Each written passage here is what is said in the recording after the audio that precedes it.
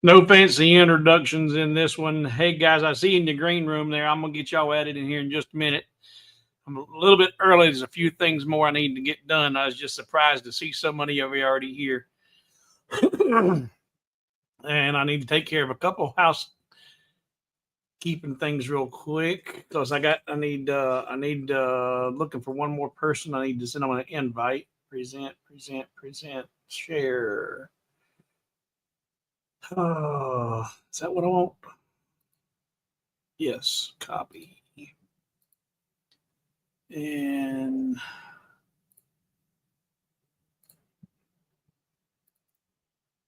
paste and send. Okay, all right. Add to stage. There's the troublemakers. I heard. Say something there, Terry. Howdy.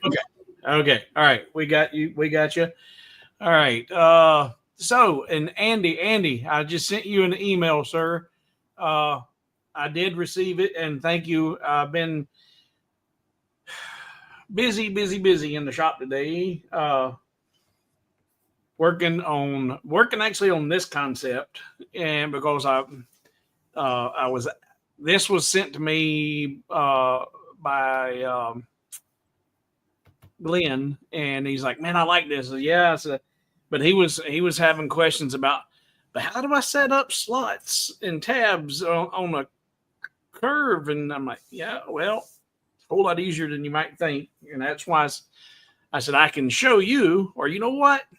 Let's just make this a jam session. And he didn't mind that, so we're waiting for him because this is his request. Steve, did you receive my package? Which one's yours? This, the filter house for your laser. What that? The filter cover for your laser. Oh, yeah, I did, but there was a problem with it. With clearance on the top. Because, it's too low? Yeah, if you have to raise the laser up too high, it will hit. Yeah, and yeah, it made. I guess I can make a low profile, but yeah, that's the only thing. If you cutting something, laser something kind of thick, I got to take mine off if I do something tall. Not Glenn, his wife. Well, you're a whole lot better looking than Glenn. Can we substitute you tonight instead of Glenn? Well, he's grabbing the computer. He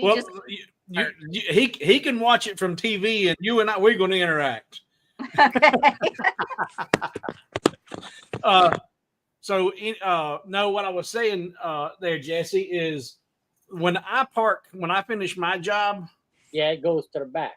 I park it to the rear back there. Yeah. And even that's set up for just 3mm material. This rail on the XW or the hinge, it hangs down pretty low compared to the cover. And in the MK2. I don't know, but that's only at 3mm material. Yeah. So it's they all should be about the same height. Yeah, but it hits every time, and I said, so now what I do is whenever I'm doing cutting, I put it on there. Yeah, if I'm just doing an engrave, I don't worry about it. Okay, but I've got it. Well, I'll shorten it. I'll make you another one, make it a little shorter. Well, I mean, it works. In fact, you see the dust. I mean, it works. Also, you'll notice the difference in the bottom of your laser. When you take the honeycomb off, the bottom will be a lot cleaner than without it. All right. I think I made that one at the new one at 30mm, and I'll shorten it and make you another one, make it a little lower profile. Jay, say hello. Howdy. All right, and now it looks like we're going to add here. We're going to try to anyway. There he is. There's the other half of the couple. Oh wait, I thought you were coming downstairs. I couldn't carry my food and the computer at the same time. go. Priorities. How's everybody doing? I'm good. I've been busy in here working on this concept you hit me with. Well, you're a better man than I am. But the Hello Kitty you helped me with, I can't tilt it too far because my pieces aren't glued in yet. But Gotcha. come out pretty good. Yep. All right. Let's see here. Who did we lose? Oh, I think that was Kim. Well, Let's see here. Okay. Yeah. All right.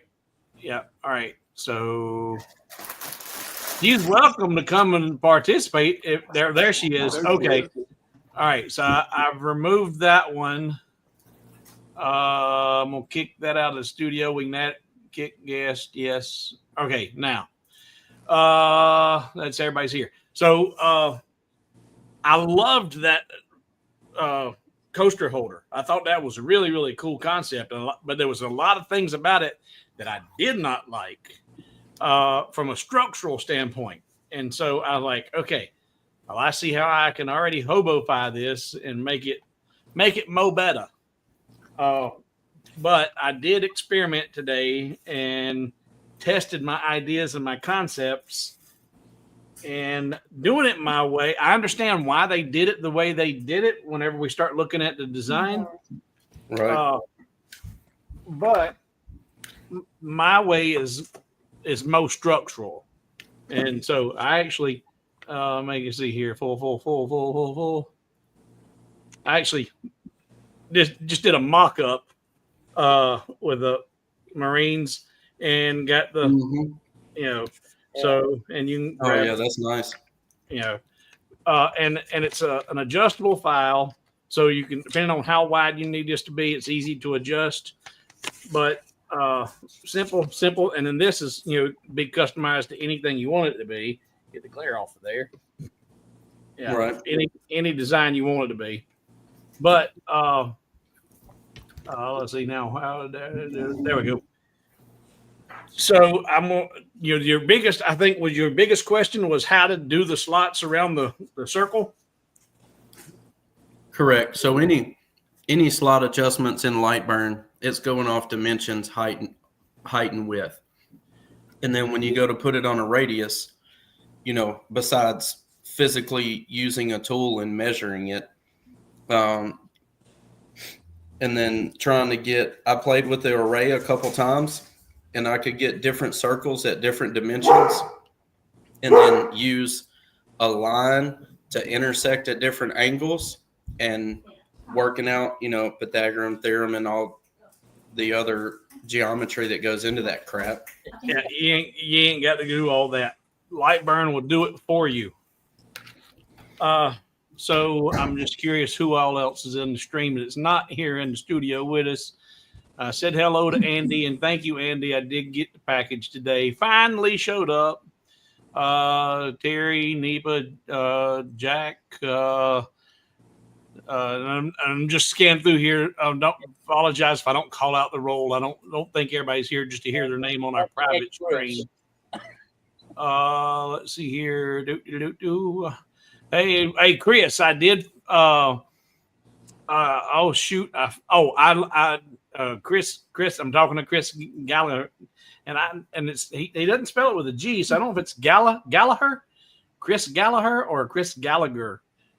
Is there a G pronounced? Because I used to live in Gallagher Trails, but if it's Gallagher.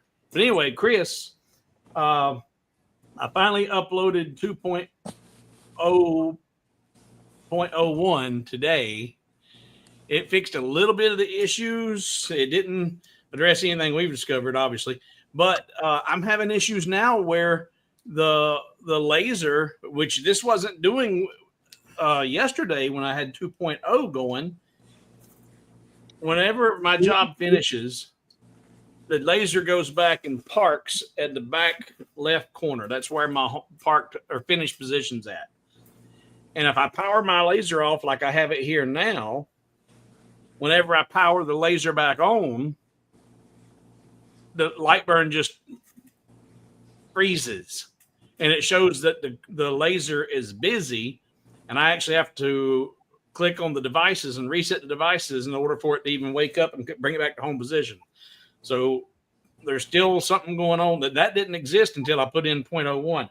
So anybody who's watching right now, if you haven't touched 2.0, don't do it.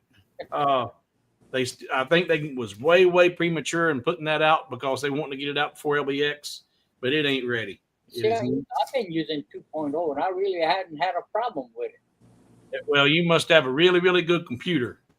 I've got a good computer, but this what I'm talking about. It's not even resolution. This is something that I don't know what it's a communications issue or something. I didn't try the new update yet, but because they just updated again. Yeah. If you're using 2.0, stay with 2.0 because this didn't start till I went to 2.0.01. Yeah, I'm using 2.0 right now. Stay there. If you not, So I'm if you currently on 2.0.1, and the only issue that I've seen was the little windows weren't opening all the way where you could access all the buttons at the bottom. And then 0.1 had 2 of those windows that were accessible, but not all of them. And then yesterday, I thought it was user error at first.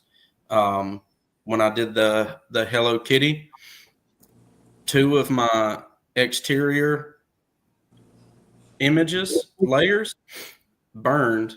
And then when they went to cut everything out, it was offset by about 1.5 inches. And I had moved my image prior to burning, and I thought it was user error. But when I went back and checked what it ran, everything I ran was grouped and in the right location. I thought my piece may have shifted, maybe a tab or something raised up when it cut and the laser hit. Nothing. I still haven't found a solution for why I did that. And Larry said was heard that most of it were laptop issues, and a lot of it is laptop issues, but it's not so much about laptops being that is. It's more about resolution issues. Yeah. And laptops have more of the resolution issues than the towers, because usually the towers are. That was the point of 2.0 is to pick some of the resolutions for the laptops. Yeah, well, no, it didn't. It got all worse. I don't know. I didn't try it on my laptop. I didn't. My computer, my laser hasn't been on for 4 days. I've been fishing. And what else about that? Chris says, I've been noticing a lot of problems with USB starting with 2.01. In theory, it shouldn't have affected. Yeah, well, I'm telling you right now, it did. Because my problem is a connection problem. It's a communications issue. And it did not happen at all prior to today putting in that 0.01 update. And now it won't. I have to reset the device every time in order to be able to use it. So it's a communications issue. But anyhow, all right. So I want to get into doing this design. And like I said, I've already worked up a basic and holder for and this and what we're going to talk about here, we're going to do the round one, but you could do this same design instead of them having stacked horizontally. You could do your squares or octagonal shaped ones instead of stacking them, on top of one another. Where's that? There it is. My hand's in the way. You could do the same thing with the square coasters and put them up on their end and have a rectangular or diamond shape on the side. But the tricky part that he was running into, and a lot of people run into, is how. Let's see, what's this?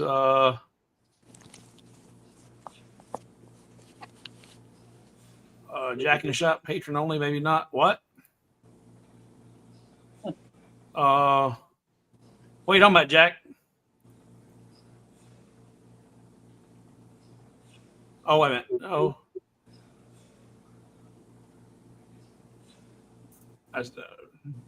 Yeah, this is the patron only live stream. I don't know what your question are referring to there, Jack, but anybody who gold, silver, bronze, they can all see this. And you can watch it from the YouTube link, or if you want to jump in here and say hey to everybody, you can. But y'all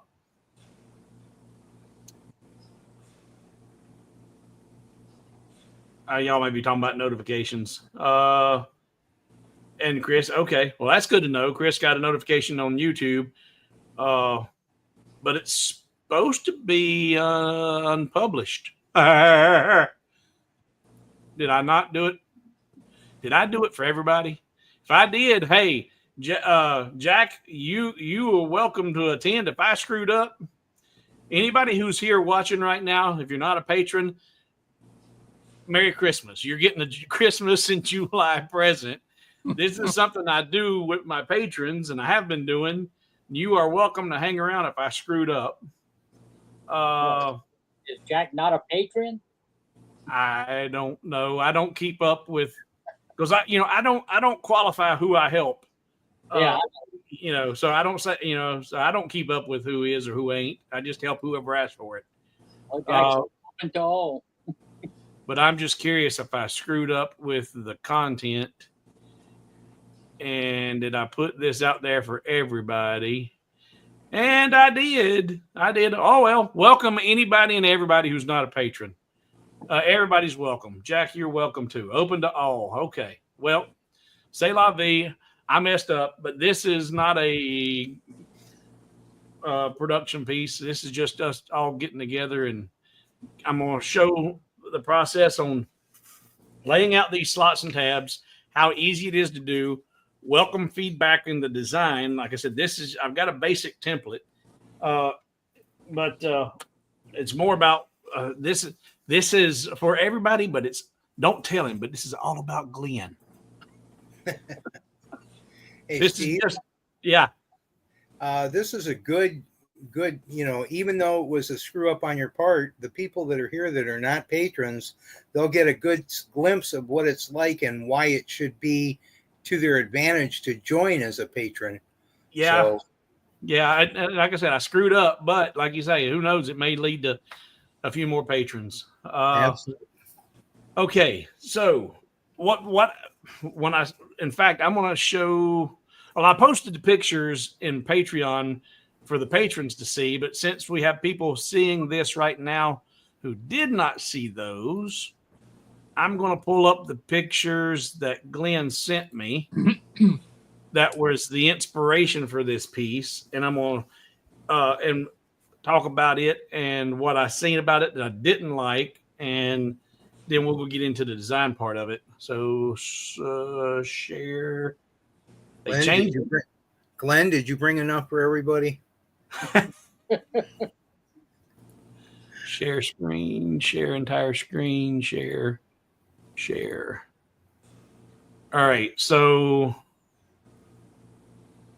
this was one of the pictures he sent me, and I was like, oh, that's kind of cool. And this one is the Navy, and it's got the ship's wheel, and I was like, oh, man, that's really cool, using that as feet. But then this right here was the first thing that bothered me. Seeing where these tabs are on this, they're on the outside they're on the outer perimeter of that wheel or that inner support piece. So all of the weight of those coasters are pushing down on that. And if those tabs were on the inside, then they'd be, pushing down and push them into place. Right now, they're trying to push them off of the piece. If they're glued up really strong, they'll be fine. But over time, coasters are wet and damp. That's going to be stronger to move those tabs to the inner part of that diameter instead of on the outer part. And while it's stronger, it is a whole lot more of a pain in the butt to put together. So that's the first thing I did, was relocate those, put them on the inside. I didn't use as many pieces, but with the way I'm going to show you how to do this, you can add or put away any as many as you want. But when I started, I looked at it and said, okay, I got the basic idea. But what do I know? The only thing I know would be as far as dimensions. What do I know about dimensions? I know what size my coasters are. That's the only thing I know. So if that's the only thing that I have that's a fixed piece, I know the diameter and I know the thickness and I know what, how many is in my stack. So I know how much room I need to have to create it. So I started with my gnomes. So I go over to Lightburn, and yeah, Jack. People be slamming their coasters in there, especially if you got these are the lightweight, But if you're doing slate coasters, the weight of just not even slam them, just dropping them in there, putting those supports on the inner perimeter is just going to make it a stronger design. And the living hinge, Chris, I did a lot of living hinges when I first started out, and they look really cool, but they're aggravating to create. They can be fragile, and I just hate living hinges. I've got a whole series of different living hinges that you can do, but I hate living hinges. Hate them. But you can still do living hinge, but where do you put those slots and tabs? And that was his first hang up, and he's talking about all the extra math he was doing to get there. So we're going to get away from all that. So if I go over to Lightburn, and I know that I have a 4-inch diameter piece, my coaster is 4 inches. And I know that it is a 1/2 inch thick.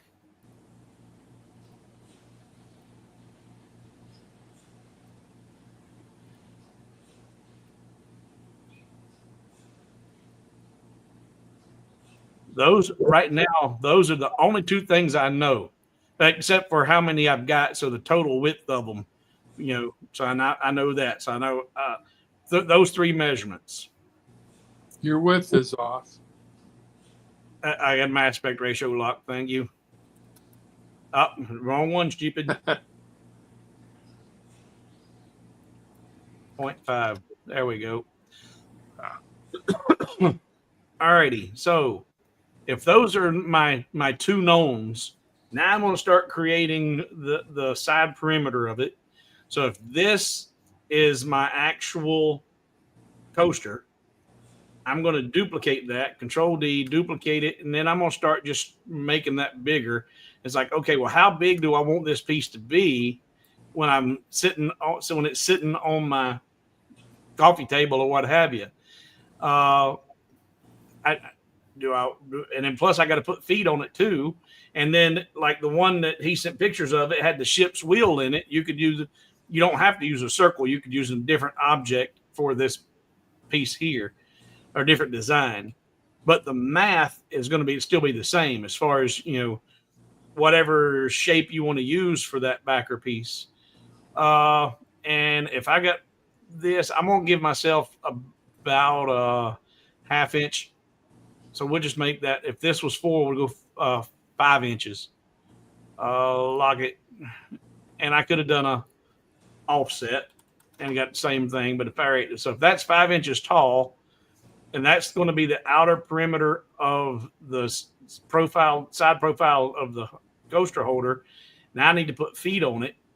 I'm going to duplicate that circle and bring that down here. And I'm actually going to set a guide path right here. And let's say set my movement tab. I'm going to set my movement tab to 10 millimeters. Well, we'll go 1/2 inch. All right. Now, if I select that guide path there and move it down, that's a 1/2 inch. So now I'm going to take that, duplicate it again. No, I'm not. I'm going to do it inward offset of that 1/2 inch. All right. And say, okay, don't delete the original. And I'm looking at the 2 of those, group those, and that's going to be the feet. Somebody's want to interject? No? Okay, I thought I heard somebody saying something. I got a question. What were you talking about the movement tab? You move so quick through those settings. I don't even know what that was. And the gears up here, your gears icon, the settings, Yep. you got unit settings, units, and grids. These are your movement arrows, your shape movement increments. You can do a control arrow, or shift arrow. Oh, And gotcha. And you just changed what you want it to be, so you control how much that circle went down. Gotcha. Yep. Okay. Yep. All right. So, and I moved it down a ½ inch so that whenever the feet are sitting on the table, the bottom of the holder will be a ½ inch off the table. So if that's where I want that to be, then I use my scissors and get rid of that piece and that piece, and we'll get rid of that in the middle. And because these are grouped, I can't use my scissors, so I got to ungroup them. And now I can use my scissors and put that and that, and then put all of that on the red layer.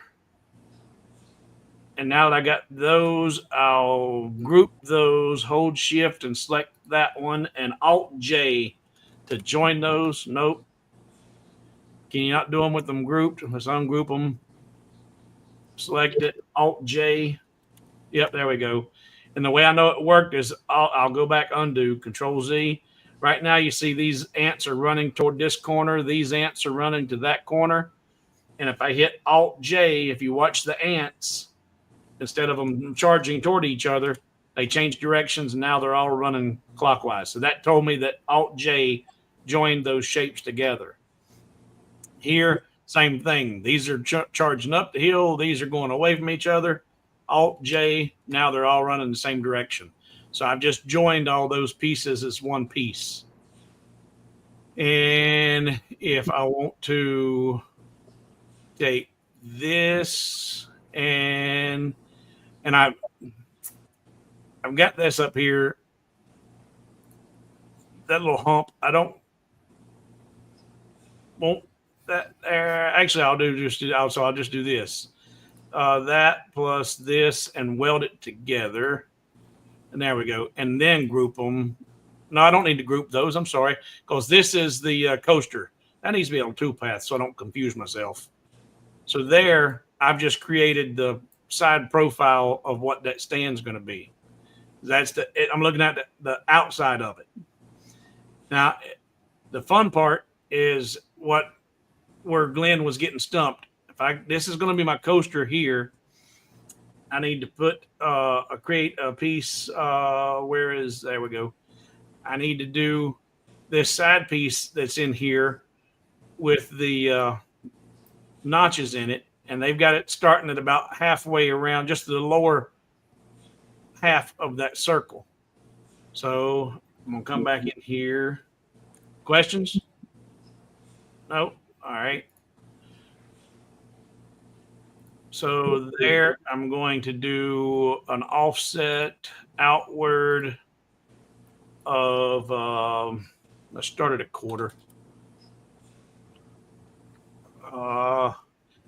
Actually, no. Now this is one thing that I knew today when I did prototyping. Something you want to be careful of whenever you're doing slots. If you know the material thickness you're going to be using, obviously that's going to affect your slot depth. But also, whenever you're going to create a piece like this, where we've got a ring, and I was looking to see if I can grab it.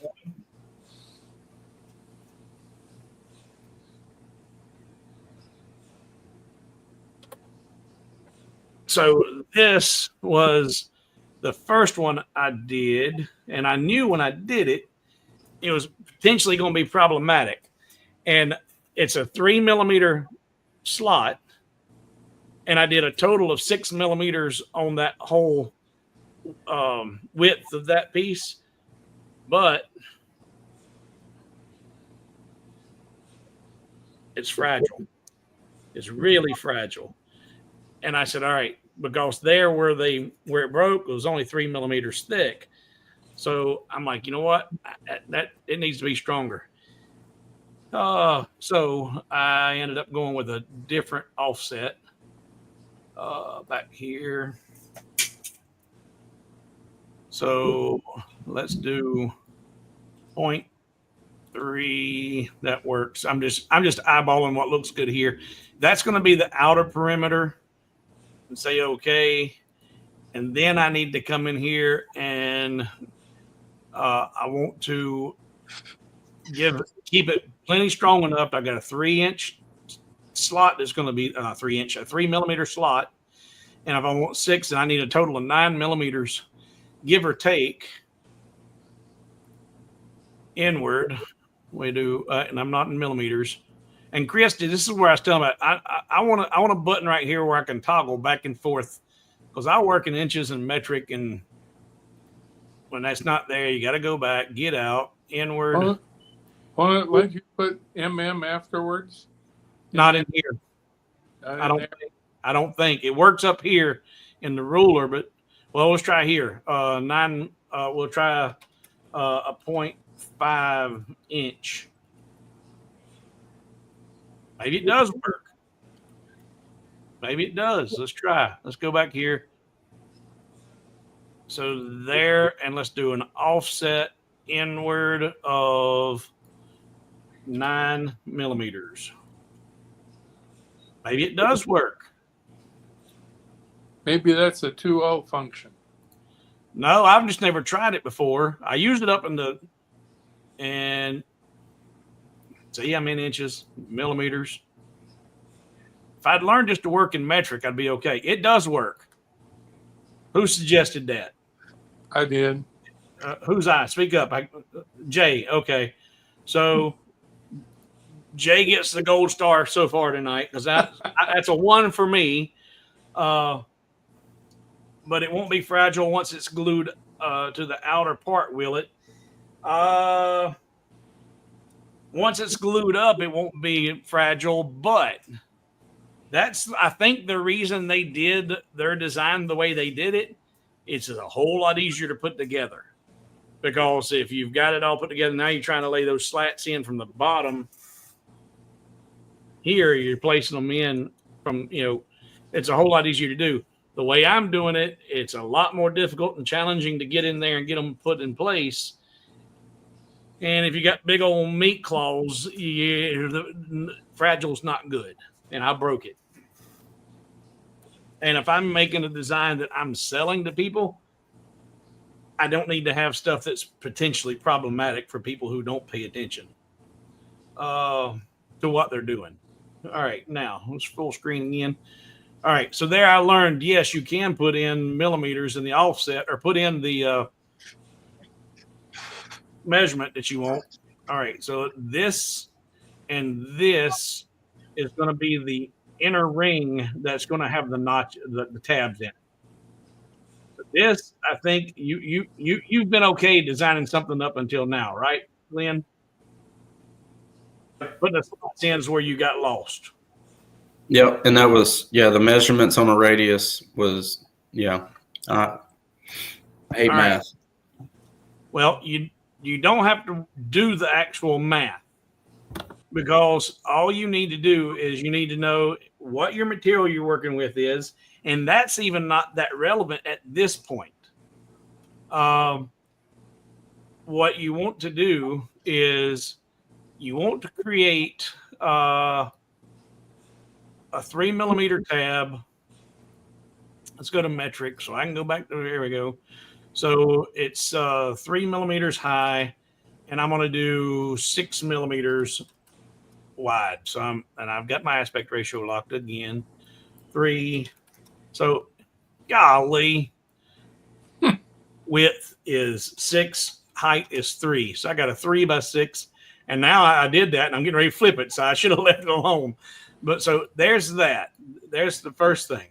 And Bob's got a comment. What's Bob saying there? When I made my cat coaster holder, I used a living hinge instead of slats to hold the coasters.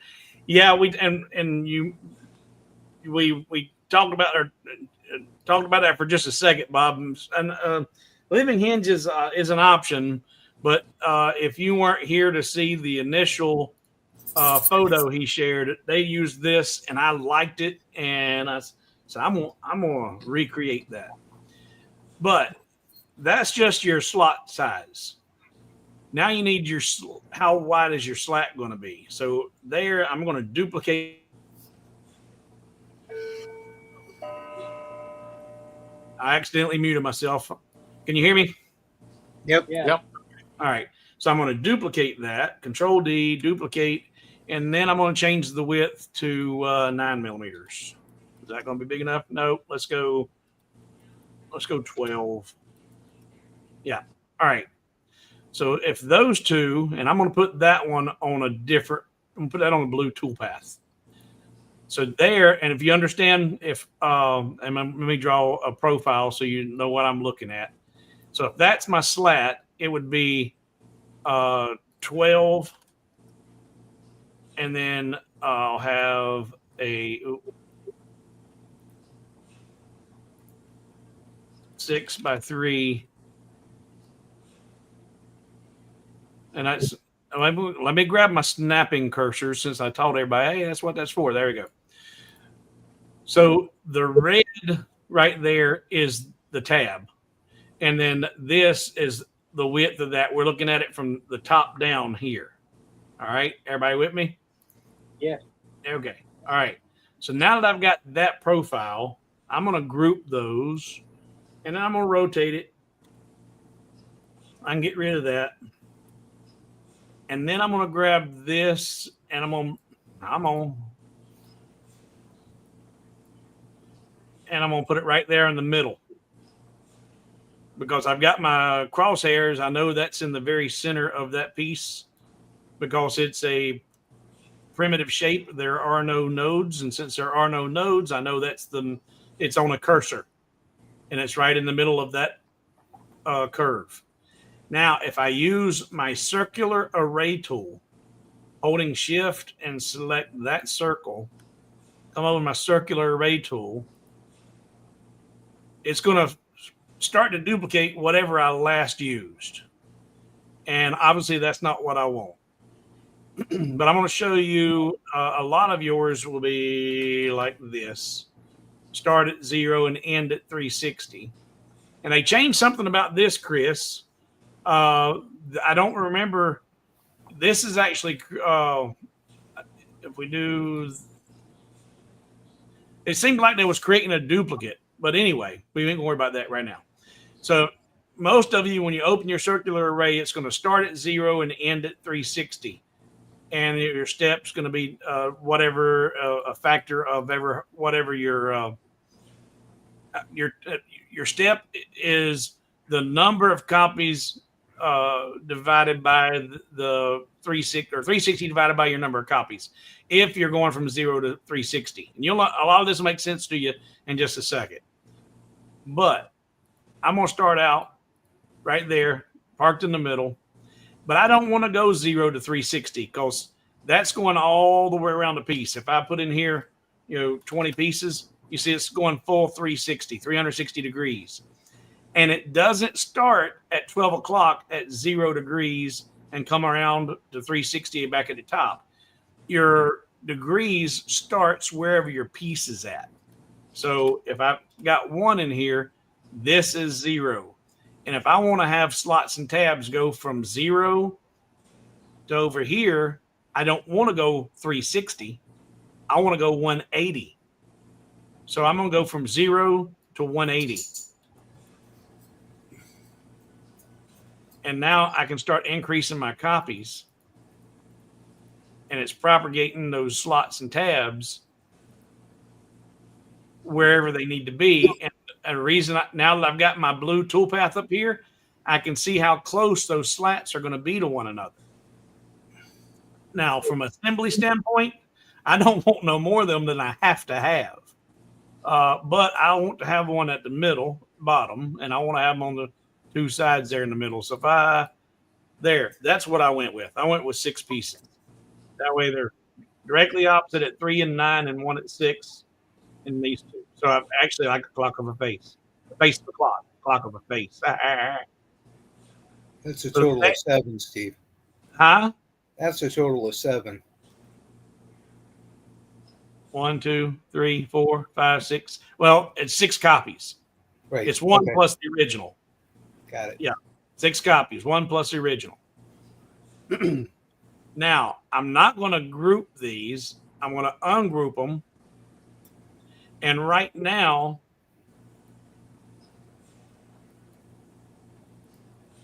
the placement of these is irrelevant. As long as I had them on that circle right there, I'm golden. I don't have to worry about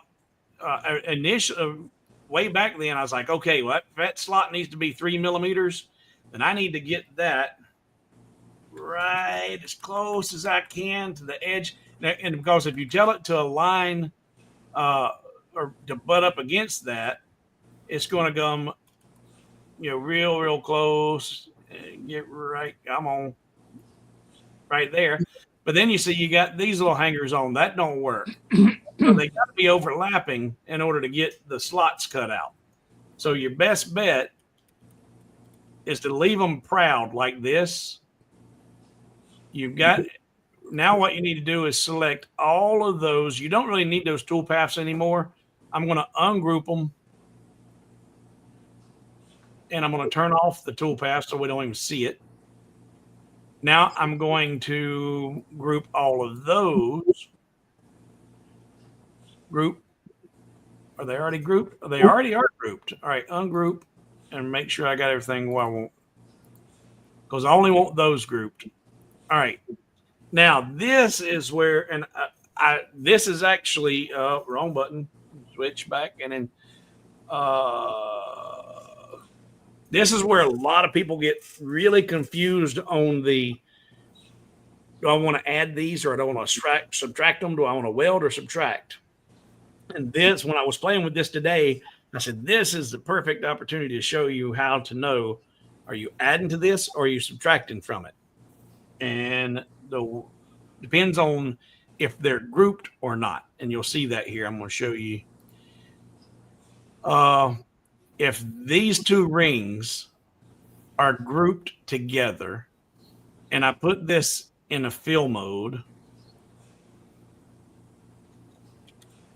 you can see that's the ring right there, right? You got this is the void, it's cut out, and this is open. So if that's the case, and if you're going to do something with, and I can't grab them because it's open right now, so or fill mode. If I want to do anything with these slots, I've got them selected, hold shift and select the ring. I would want to subtract that. I want to subtract that from this solid ring. So I'm going to come over here.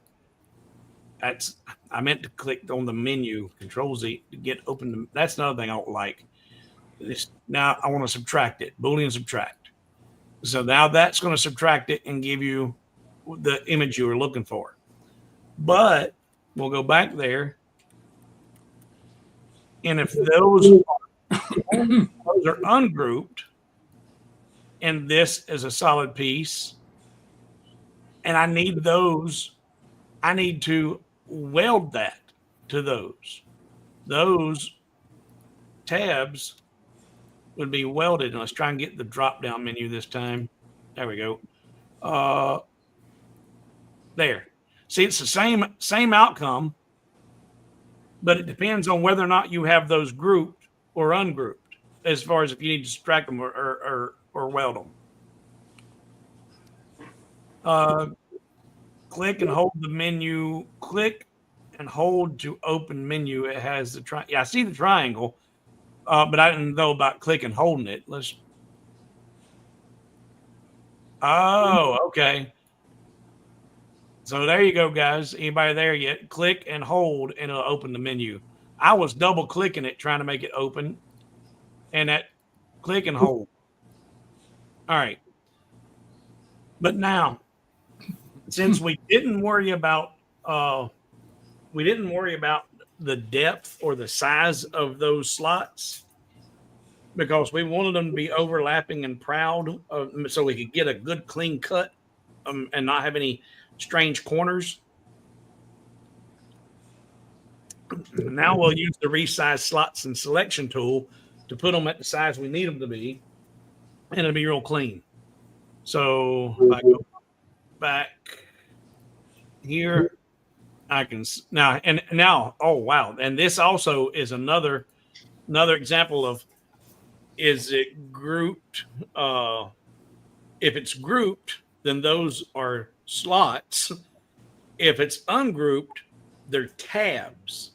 And you cannot use the resize slots and selection tool on grouped shapes.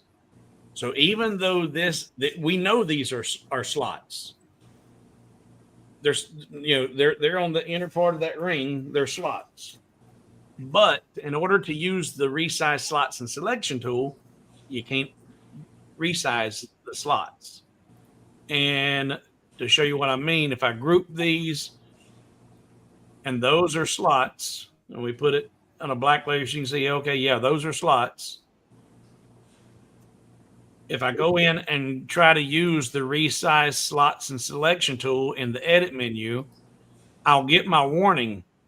You're trying to work with group shapes. And when you've got group shapes, the tool is not going to work. So you have to ungroup everything. Once that's ungrouped, now when you look at it, these are no longer slots. They're tabs that are protruding.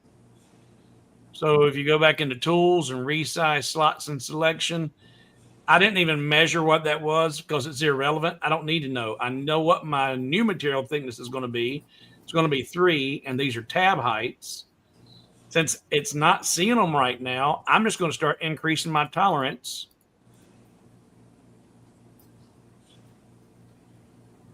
There it is.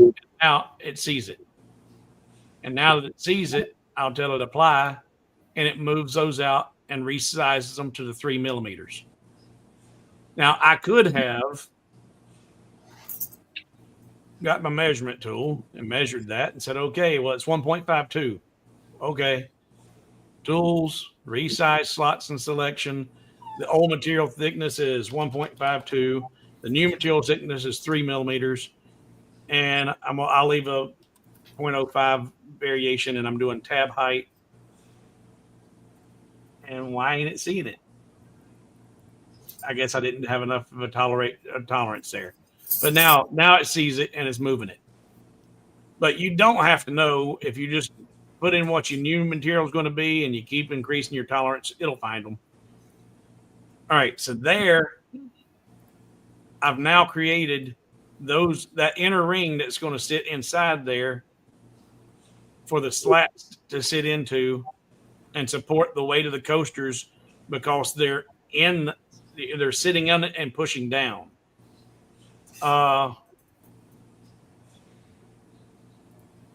We need a way to show grouped parts on a layer.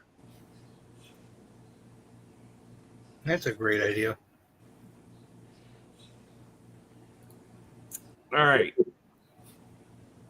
So, Glenn, this is all about you right now. So, are you with me so far? Or is there any questions? Are you lost at any point so far? Hey, I have a suggestion. Well, Go ahead. Right now it's all about Glenn. Go ahead, Glenn.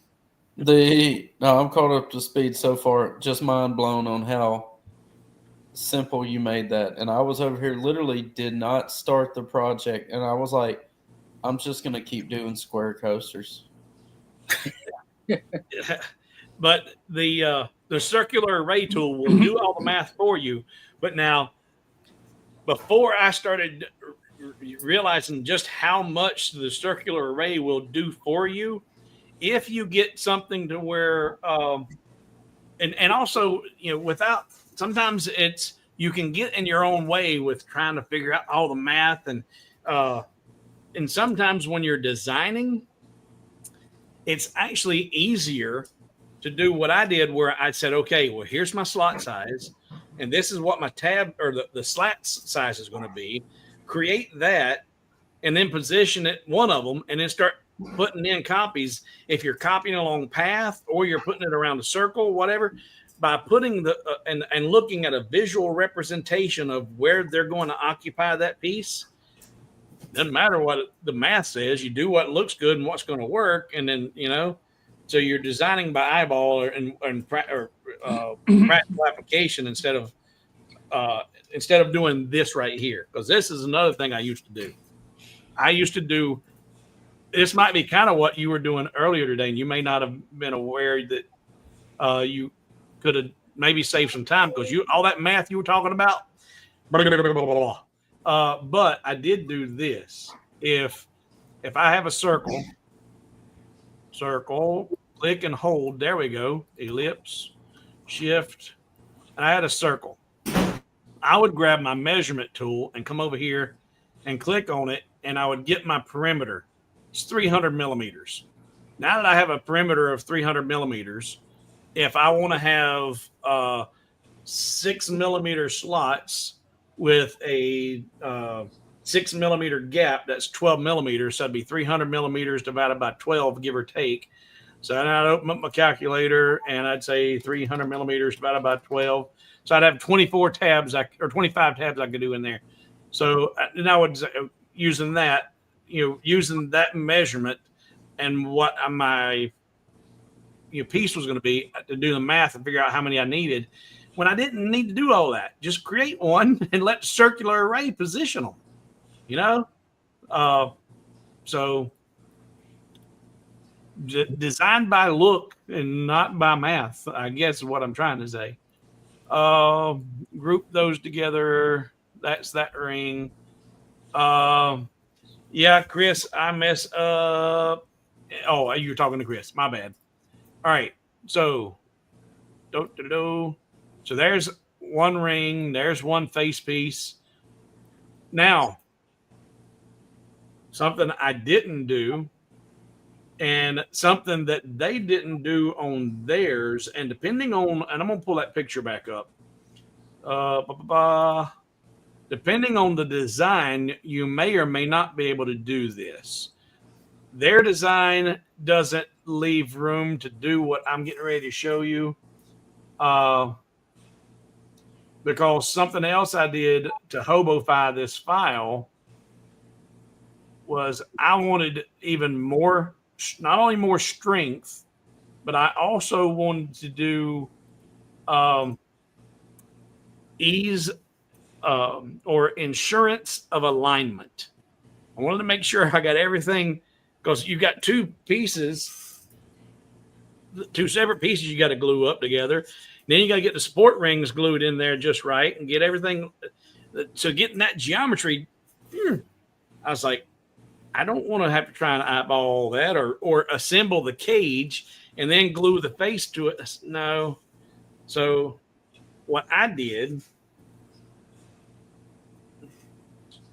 was, since I just used the array tool to create these, I can use the array tool to do it again. And that was what I do, 3 by 9, I think. If I grab a rectangle,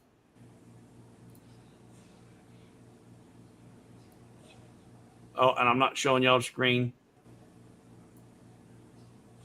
Show y'all the screen. There we go. So I've got it's 3 by 6. All right, so 3 by 6. That was my original piece, or my dadgummit, escape, go away. So that's the original slot size. I take that and bring it over here to the middle,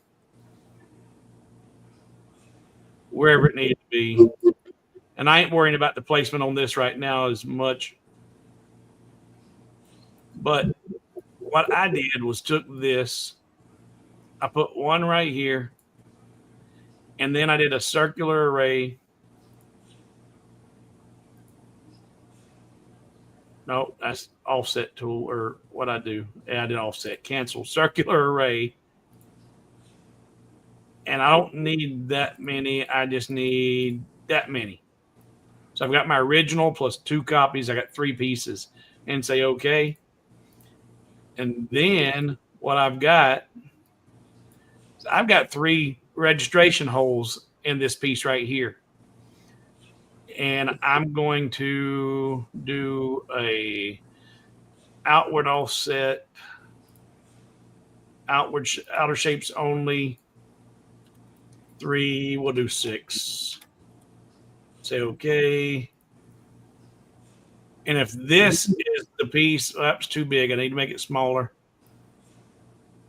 If that was going to be the piece I'm going to put on the front of it, then that's also going to hide those registration points. So I can use this whenever I'm assembling it.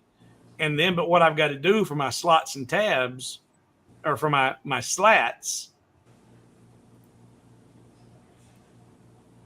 whatever I said they were going to be, 12 millimeters. And then also here, I know that the width of them was going to be 12, but how high do they need to be? Well, that's going to depend on how many coasters I want to put in there and how wide are my coasters. So if I wanted to do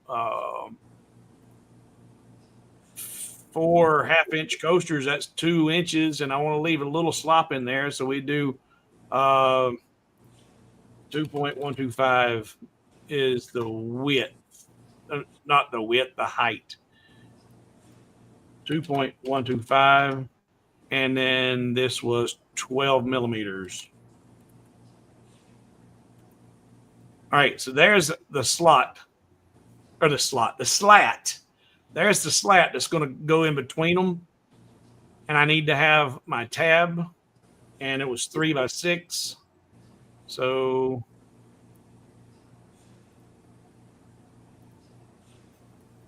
6, 3. Grab that, get my snapping cursor and put that right there. Hold shift. I'm going to use circular array again, and I'm only going to do it there. Right? I'm going to do 1 copy and say okay. And that put my other tab down there on the other end. And I can weld those together. Weld that together. So there's one, but now that's not going to work up here for these, because I need it to go through this ring, or, sit on this ring and then come through the ring and protrude through the outer piece. So I need to duplicate that. Control D, duplicate it, and bring this one over here. I'm going to put it in node editing, and I'm going to check my movements. If I go to units and grids, my shift arrow is set to 1 millimeter. So I can grab those 2 and move it out 1, 2, 3, and then come down here, grab this one and move them out 1, 2, 3. So now those are 6 millimeters long, and I need 3 of those so that they can protrude through these outer holes for alignment's sake. So I'll end up having 3 of these and 4 of those. And that's in a nutshell how I came up with the design. File, new, discard, recent. So there's one other thing I did too, and I'll show you here. But there's the final piece that I've worked up so far, and I'm welcome to take any feedback from the peanut gallery. Let's see, I got questions. I got questions and comments. Let me go back up here. At what point do you use the add tabs feature? The one below the oh, okay. That's a whole different kind of tab, and we'll talk about it in a minute. Why not just do the slots in the first place instead of the tabs? Anybody know what he's talking about? Oh, I think he's trying to tell you instead of doing the slots in the center ring, just put the slots in the outside piece. What I think he's saying. And not have the inner ring at all. Yeah, I think that's what he's getting at. I think that's what Carl's getting at.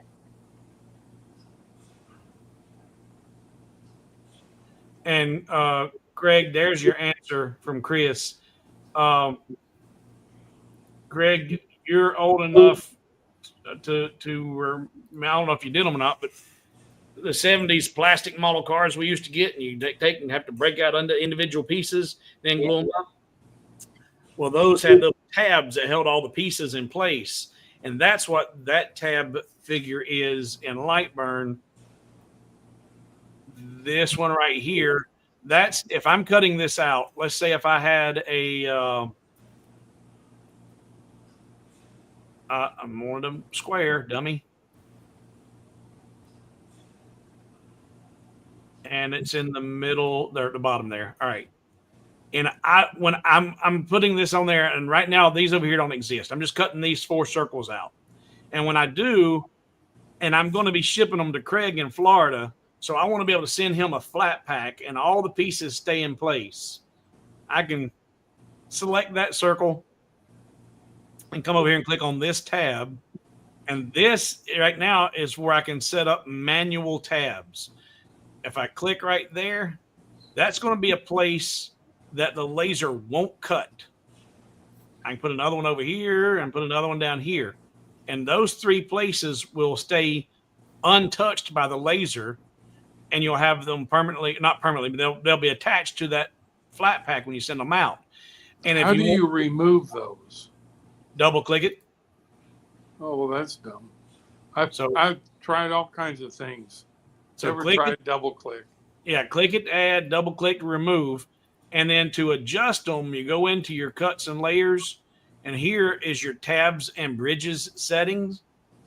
And if you don't want to do manual, you can do automatic. Yes, I know I did that. So no. But you can do automatic, and and then you can tell it how many tabs, how many spaces apart. But here you can set your tab size.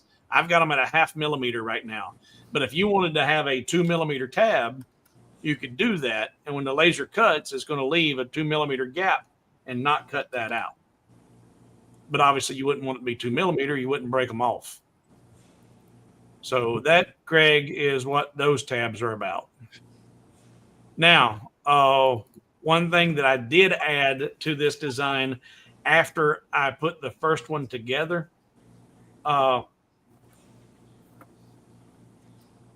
what I found was when I put my coasters in here,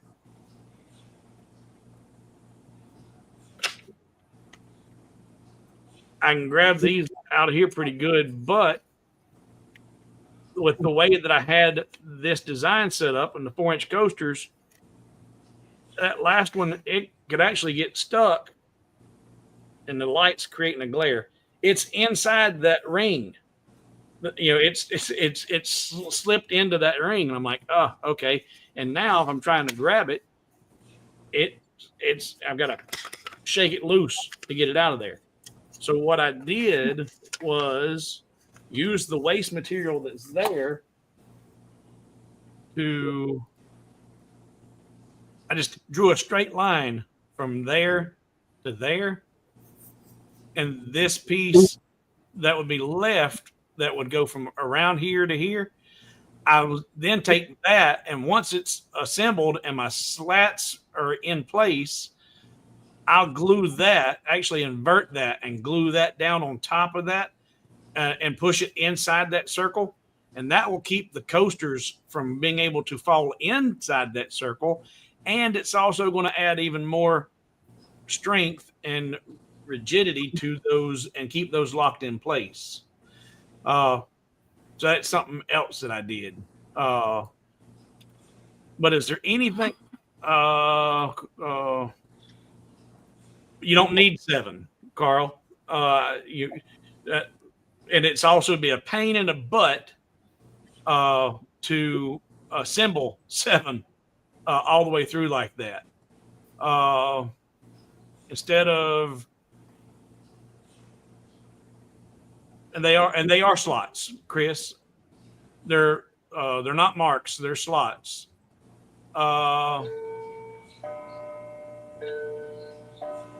And why 3 and not 7? When you got this thing and you're trying to assemble, and see, I can't get that coaster out. and I've glued this one up. I can't disassemble it, show you, but you've got your one solid piece, and you can. Where does that ring go with the slots in it for the slats? Well, that's why I did registration. I call them, they're actually slots that go all the way through, but I did them for registration purposes so I could get all the alignment perfect. And I only got to fight with 3 of them while I'm trying to assemble them. I don't have to put all 7 of them in place. Once I've got the 2 opposing and then that other one, the 3 of them put together, I can then come on to the other side and get those put together. Then once that's assembled, I can come back in and just add the other slats inside. I don't have to try and hold my mouth and have my neighbor come over and hold the other 4 and other 3, because you ain't gonna hold all of them in place and try and get everything lined up right. Because if you got your kerf dialed in just right and your sizes are spot on, those you don't want them to just fall together. And to try and fight 7 slots and alignment and get it, and it's actually you'd be fighting 14. You'd be fighting 7 on this side and 7 on this side. So that's why I didn't do all of them that way. Yeah, if I did 14 of them, I have to call Jack and ask him to come over here and help me put them all in place. When you did the settings for the tabs, is that a separate setting for each layer? Yes.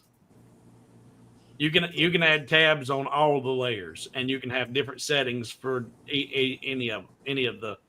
If you wanted a 0.5 millimeter tab on the red layer and a 1 millimeter tab on the black layer, you could do that. I'm gonna have to play around with that. I've never used them. I just dig stuff out of my honeycomb and lose stuff and recode it. If it's something so small that it's going to fall through the honeycomb, if I know that in advance, I prefer to make sure that everything's clean from my honeycomb and everything's clean from the bottom of it and just let it fall through. There's a very narrow chance your laser might hit it, but I find it a whole lot easier than trying to break the tab off and fight with those. Because if it's that small of a piece, tabs are aggravating. Yeah, but try it. It depends on the material too. Oh Lord, I worked with some new material today for the first time. It's stuff that's advertised. It's the big sheets. It's not 300 by 300, but it's 3 millimeter Baltic birch, glow forge ready. And all of my 3 millimeter Baltic birch settings that I use every day would not touch this 3 millimeter Baltic birch. It wouldn't cut through it. The 10 watt could not. I had to switch to the 30 watt laser to cut through this 3 millimeter material. And it's Baltic birch plywood, but 10 watt wouldn't cut through it. So materials and vendors will change your performance of your lasers. Hey, Steve. Go ahead. Hey, just because we had a whole lot of people show up really late, you may want to give an explanation of what tonight really is in regards to should have been a Patreon and that everybody's getting a freebie. Yeah, I screwed up. Yeah, anybody that's here and you're not a patron, welcome one and all. But when I scheduled this, it was supposed to be an unlisted. In fact, I did it as unlisted. I don't know how it got changed, but it's supposed to be an unlisted, and the only people seeing this would have been my patrons who would have received an invitation in the Patreon page. And what I'll do is, Glenn right there, he had a request about doing a design similar to this, but he was struggling with getting those slots in there. And I'm getting ready to come back to him and make sure I've got any and all questions he's got answered. But what you're seeing right now is not a normal YouTube video. This is not something supposed to be out for the public, but hey, here we are and welcome. But when time allows, I'll try to do this, once a week, and we'll just get together and collaborate. And that's what I'm getting ready to ask too. First, I need to make sure Glenn's up to speed. And back to that, Glenn, do you have any questions about how to get something like this set up now? So really, the only question when you did the circle array, Yeah. did you tell it to array along that path, or did You you set the circle size in the array setting? no, you to do the circular array, you do have to select a circle, and it doesn't have to be a circle, as you just seen a minute ago. You can use circular array even with a rectangle, because that's what I did when I had this, and then I had a tab. I could. There's always another way, right, guys? Yahoo! You always have other options, but I could take that, duplicate it, and move it to the bottom. But in order to use circular array, you have your first object, and that's whatever you want to create an array of is what you select first. So that's first, then hold shift, select the piece that you want it to go around, then come to your circular array tool, and it's going to allow you to start moving around there. But now here, because it's rectangular and I only want one copy directly opposite of that, then I'm starting at 0, ending at 180, and it's directly opposite. It's perfectly placed, and I can say okay. But if I'm working with a circle, click and hold. There we go. Thank you for bringing that to my attention, Chris. That's so much better. But now if I've got a click and hold and get a rectangle, there we go.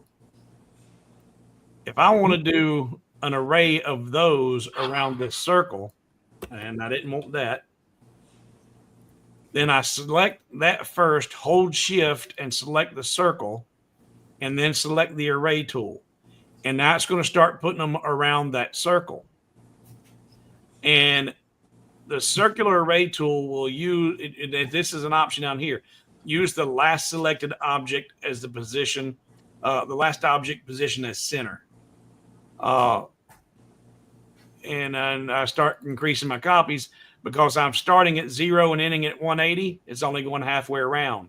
If I want that to go all the way around, I need to be 360 degrees.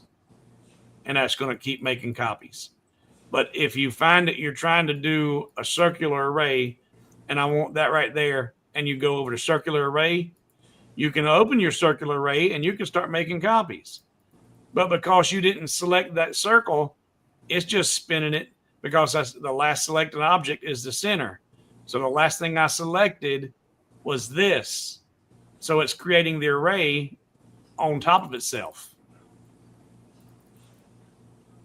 Oh, I didn't want to do that. Cancel that. So in order to have it go around that circle, you got to select that and then do your circular array. And it's going to move it around there. Is that clear? Got any more questions about the array?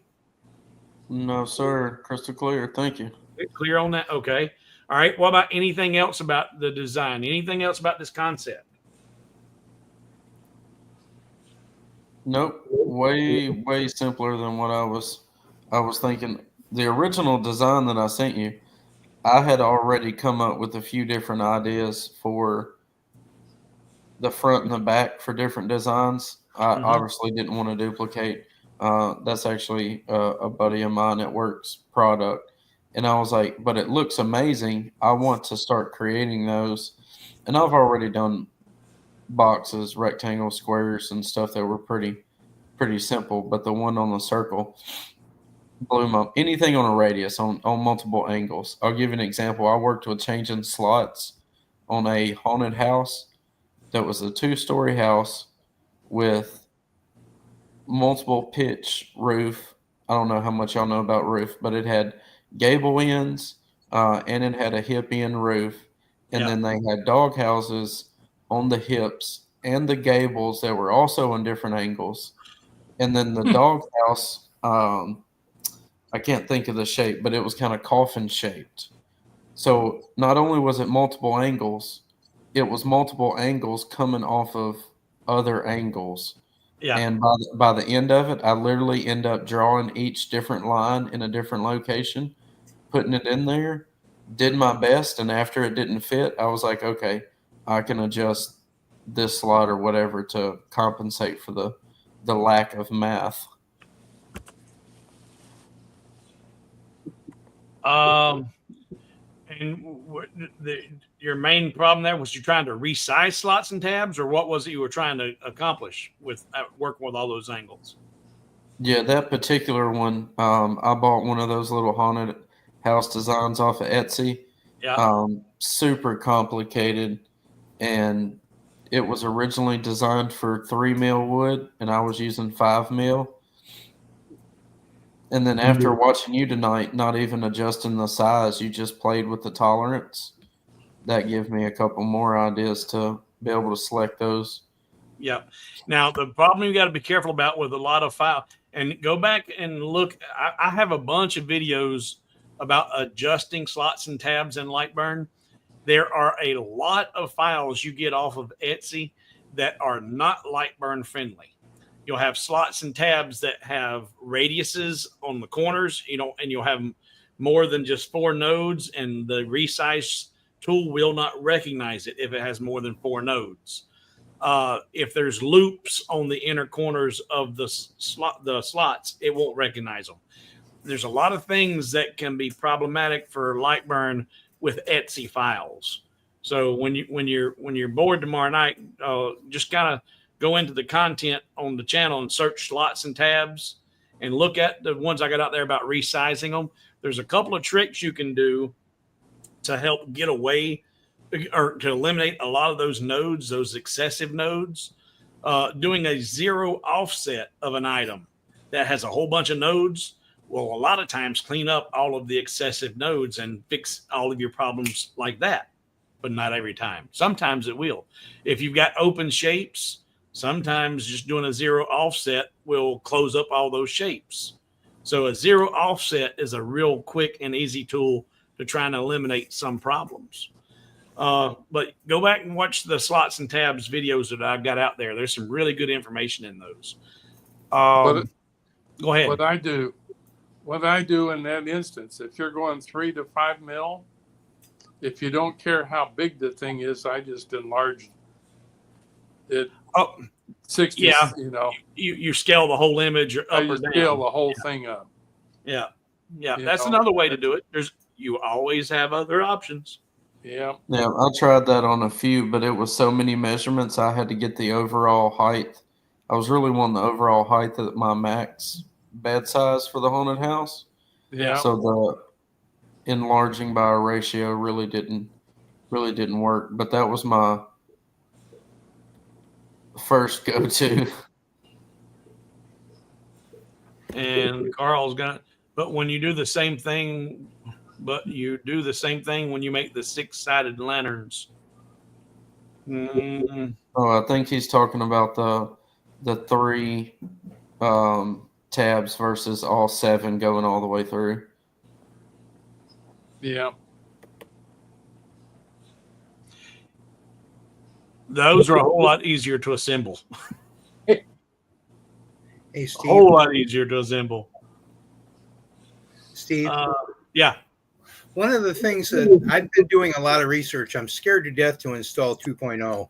Yeah, So, but one thing that I did find on one of the training videos is, and this is something that you can look and find, and I'm sure you'll love it.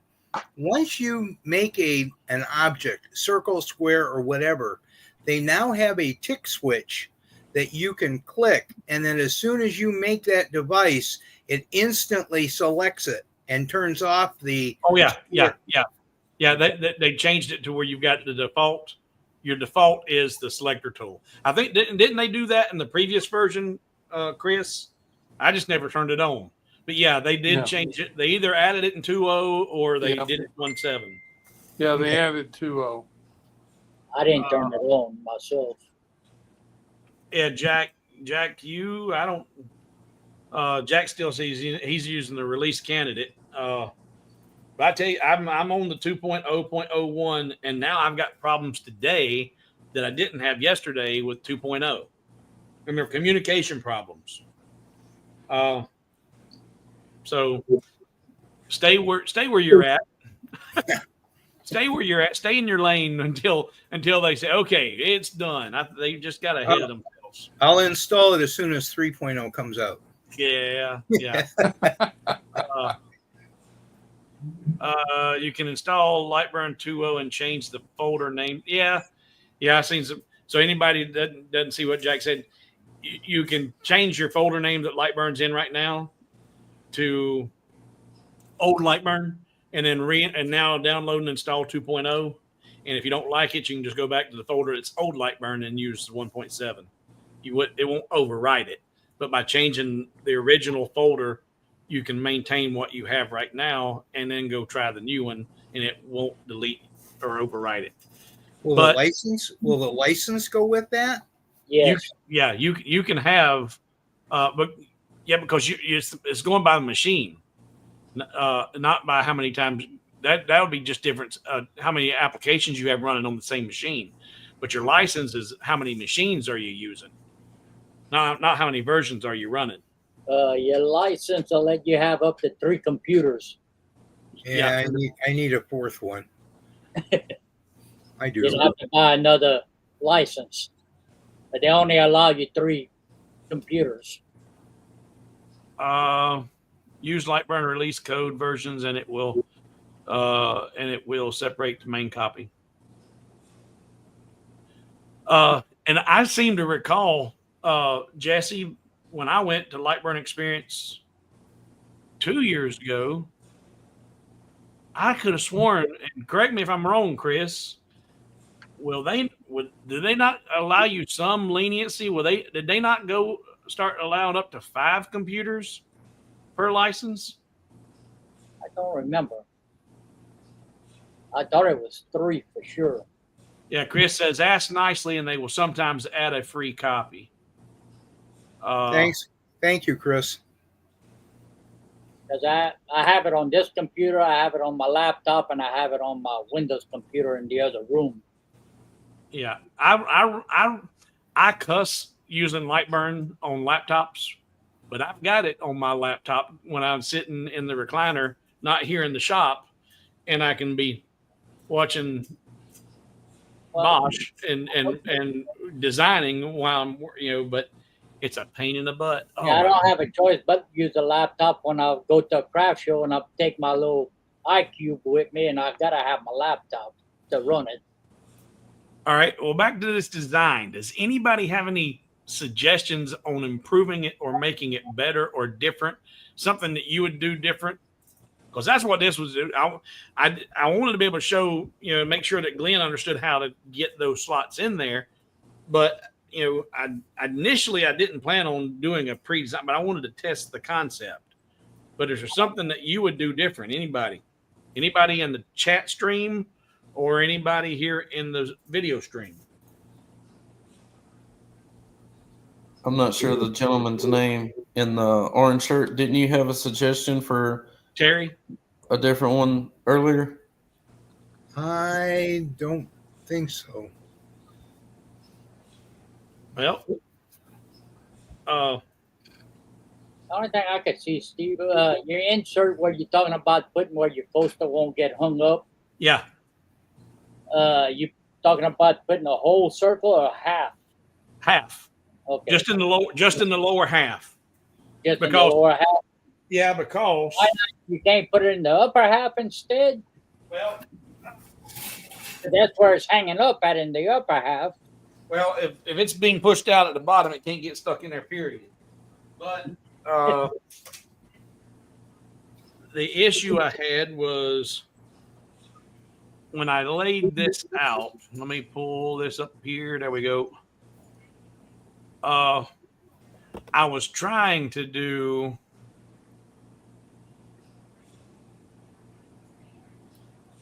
Okay, where you can not waste any material. yeah, but I couldn't get these in here. But another reason that I couldn't do a full circle here, this lower part of this is what goes in and cuts out those slots. Yeah. So that part of the piece that falls out has got these tabs sticking out and protruding. Uh-huh. So only on this, and here's where I cut those out there. Yeah. So if you don't cut those out, which I've got it set up here, don't cut these out here and then do a straight line across there. Just have Then it up. you've got a full semicircle or hemisphere that you can put in the bottom of that design and keep those from falling in that slot. Can you cut the whole thing out of it 300 by 300? Let's look. I don't think so. I cut every bit of these out of scrap material because I didn't know. I did not try. Let's see. Full screen. Do do do do do do do do. Doesn't look like it. Yeah. I think 300 by 300 won't work. No. You'll have to have 2 pieces of material. But I believe you can do it with 2.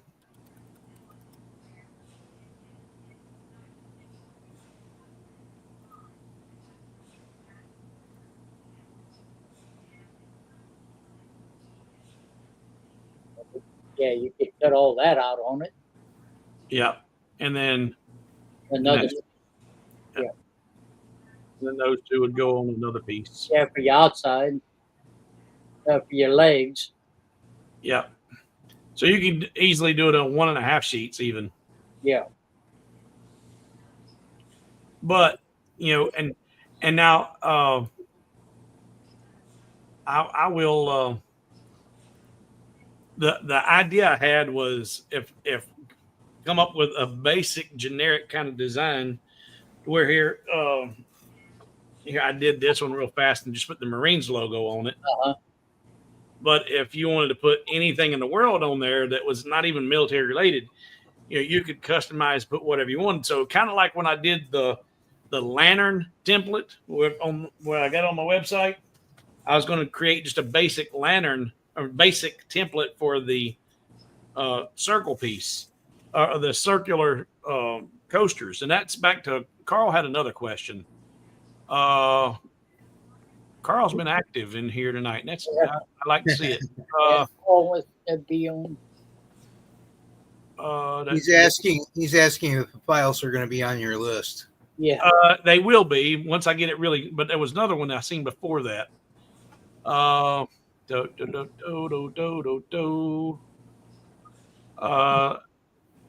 wrong one.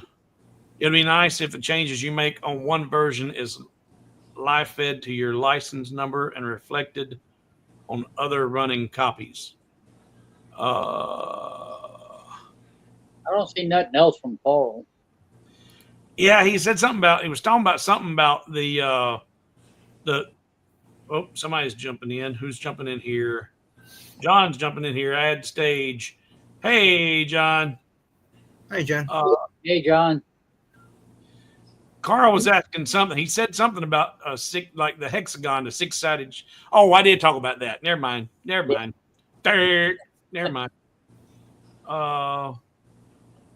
And Carl, when I do finish this, I will have it in the website. It'll be a basic template. All right. John, did you have anything you wanted to add? Oh, you're muted. You're muted. Oh, let me see. Unmute. Nope. Can't Hear you, John. Check your microphone at the bottom, John.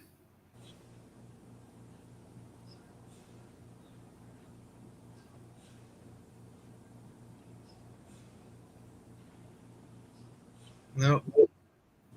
We're watching your lips move. You know sign language?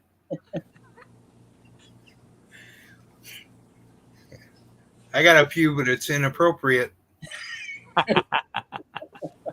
about now? Can you hear me? There you go. There you go. I got a few, but it's inappropriate. Yeah, this thing keeps kicking off the webcam mic every time I change.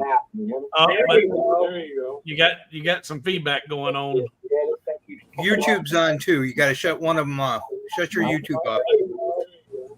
You got some feedback going on. YouTube's on too. You got to shut one of them off. Shut your YouTube off. You got some feedback going on. YouTube's. Okay, I think that did it. Can we still hear you? Nope. Again. You can't mute one. You got to close You gotta close. YouTube. Yeah, You close gotta YouTube, close YouTube. and then turn your microphone back on. Yeah. Oh, or leave. While he's figuring that out, I am terrible with names. But everybody that's been on the screen was here the last time I was on. If you don't mind, I'm Glenn. What was Glenn. y'all's names? I'm Jesse. I'm Terry. I'm Jay. Jay. And Terry, and guys, when Jesse. you come into the studio, there's an option where you can actually put your name and it'll show up on the screen underneath you. Really? Yeah, Yeah. yeah. Do you Because see mine? Craig, no, I don't see it right now. Craig, jump in here. Are you? So are I you type anywhere my you- name in to share it, and it's showing at the bottom of my screen that's showing myself, but it's not in your screen. Yeah, I Huh. see where my is on my screen too, where I'm looking at myself. It has my name there, but not up on the main screen. Let me jump out. I will jump right back in. Yeah. Oh, I think Let's see. is the That's- the private chat's the only ones in the screen. Okay, can you hear me now? I can hear you now, Yeah, and no feedback. So you got it. Yeah, because I went to your site and I clicked on the thing, and then I said, wait a minute, let me go to my email and get it there. So Craig, it ain't showing up. I guess they got too many. In fact, I'm gonna try something. Well, no, I don't even know how to do it. Because when Craig and I are in here together, he's got his own nickname that he put in there, and he's lovingly referred to as Dumbass. And that's the name he gave himself. And whenever it's just the two of us, that actually populates across the screen. But I guess maybe with all of you guys in here, it's not showing up on there now. I don't know. No. So Well, our project will be to make a name tag that'll sit in front of us that has our name on it.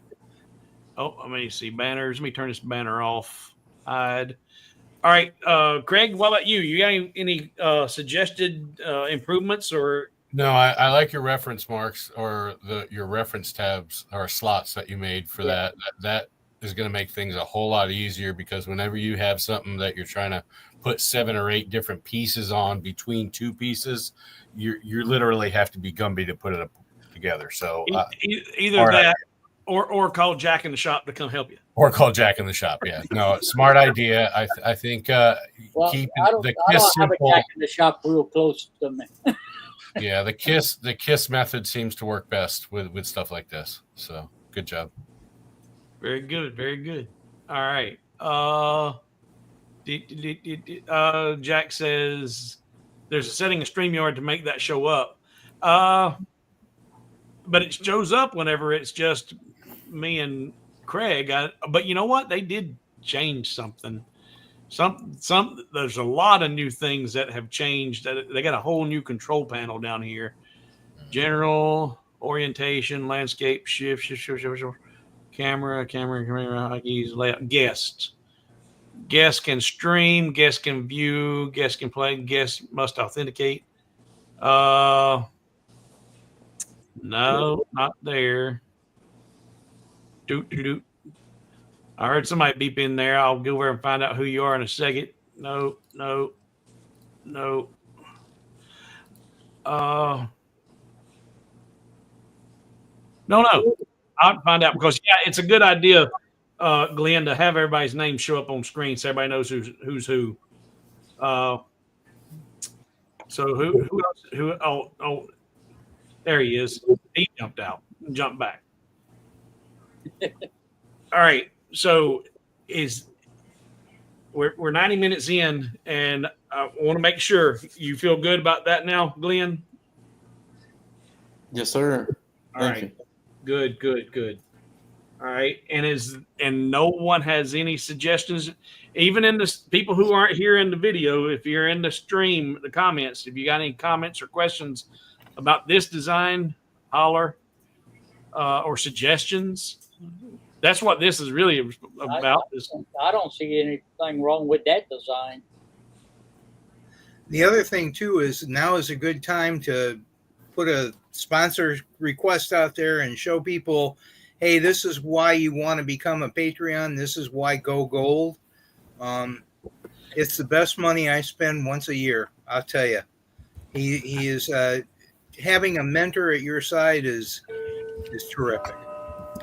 Well, thank you. And I'm really, really terrible at self promotion about doing that. I'll become your agent. Hey, one thing I wanted to mention to everybody, I found a new box generator. I sent it to Steve earlier. And it works. It doesn't have loops. It doesn't have any of that funky stuff. I don't know how long it's going to be good, but it's on 3axis.co, and it's a free box generator. It doesn't cost you anything. I've used it to make a couple boxes. It's pretty simple.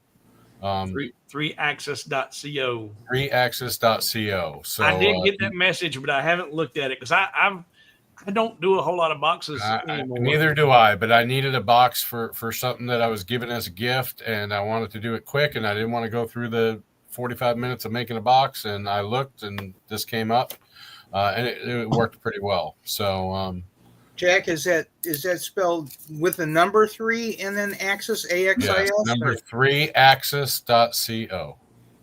Okay, thank you. Yep. And let's see here. Jonathan saying starting to look like a business meeting. I just hope everybody's got pants on. Why? Nobody said anything about pants. Yeah. Yeah, this I'm glad you clarified the name of that, because it could have been XXX. 3x's.co. And that's a completely different box generator, my friend. Yeah. All right, keep in mind now that we are on general YouTube right now. Yeah. All right. I'm gonna take off. Y'all take care. Have a good night. Thanks, Craig. All right. Jack says Vector's File is another great site. Okay. All right. Well, while if there are no more questions about this, like I said, I'll get this buttoned up and get this on the website. Probably not tonight. I'll probably get that on the website tomorrow, and I'll do it really cheap. I'll do this one kind of like. In fact, you know what? Let's just go look. I'm curious because this is not a hard piece to make. It really isn't. And if I go over to Hobo Wood, there it is. There, and we go. It's real cheap if you're a Patreon. Hint. Yep. Hoboofwood.com. I'm getting some feedback from somebody. Somebody got YouTube open? No, I don't. All right. Sounds like somebody's got a printer going. I'll throw a couple questions out there so some of my coaster holders that I do for my slate, I prefer them not to cover the entire coaster, so they see the coaster versus the holder. Mm-hmm. And I make the holder, cheaper, smaller, simpler. That way you can still see the coaster. But at the same time, sometimes the holder itself is more of the display piece where you can't see them. Right. Yeah. And it's what do you want to show off? And it's like, this is a coaster I made. These are Acacia coasters. I didn't even bother engraving anything on the face of the coasters. I put my brand on the bottom. But what I'm showing off is the actual holder that I made, because that was all made with 3mm individual hardwoods. Those are solid pieces of walnut that go all the way through, walnut and oak. So that was 1, 2, 3, well, that is 4, nice. 5 pieces. Then all glued up, and then I put the little accent piece that goes, halfway through. And, with all that work I put into that, I was like, yeah, man, I'm showing that off. I ain't doing anything for the coasters. I'm just, the coasters are just plain old Acacia coasters, and let the holder speak for itself. But yeah, it's like what do you want to show off? Yeah, I made that one myself. If you want to do if you do really elaborate coasters, then you don't want a big box covering up all your artwork on the coasters. But the lantern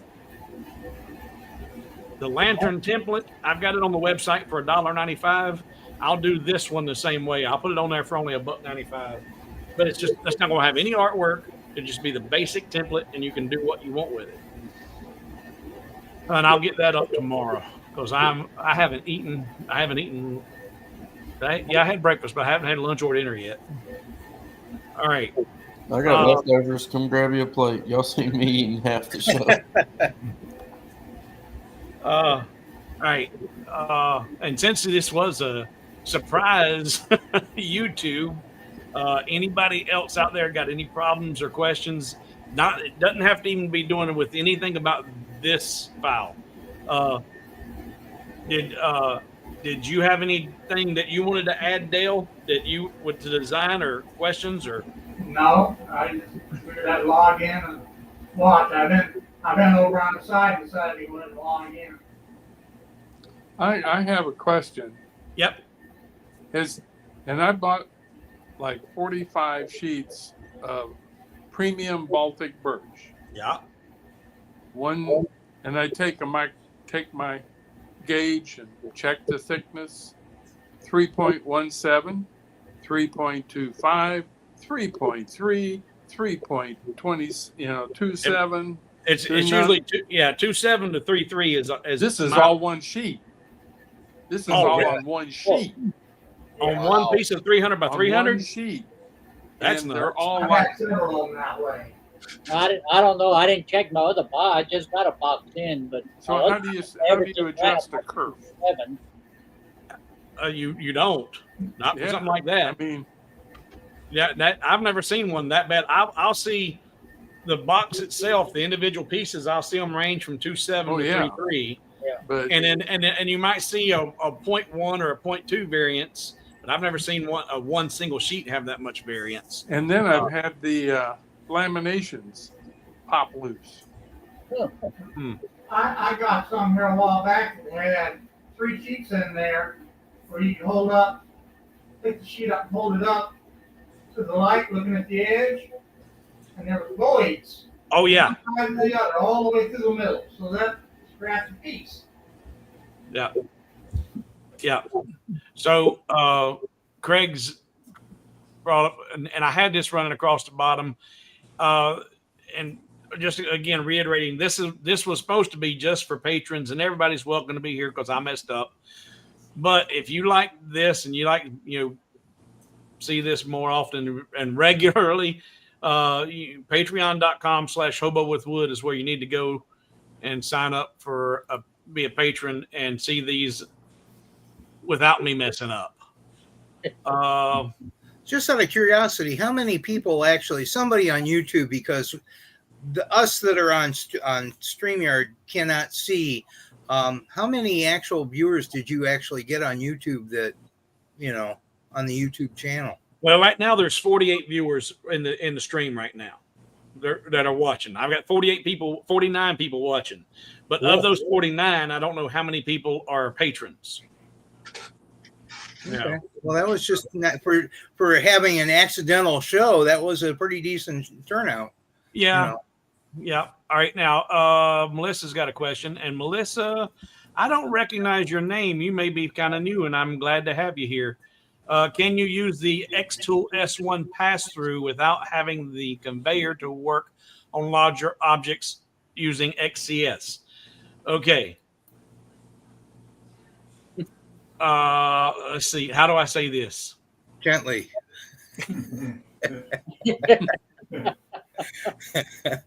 Very, very gently. I am so glad that you're here, Melissa. I really, really, really, really am. But if you have been following the adventures of Hobo from the onset of me creating this crazy, stupid adventure, my very first laser was an X-Full.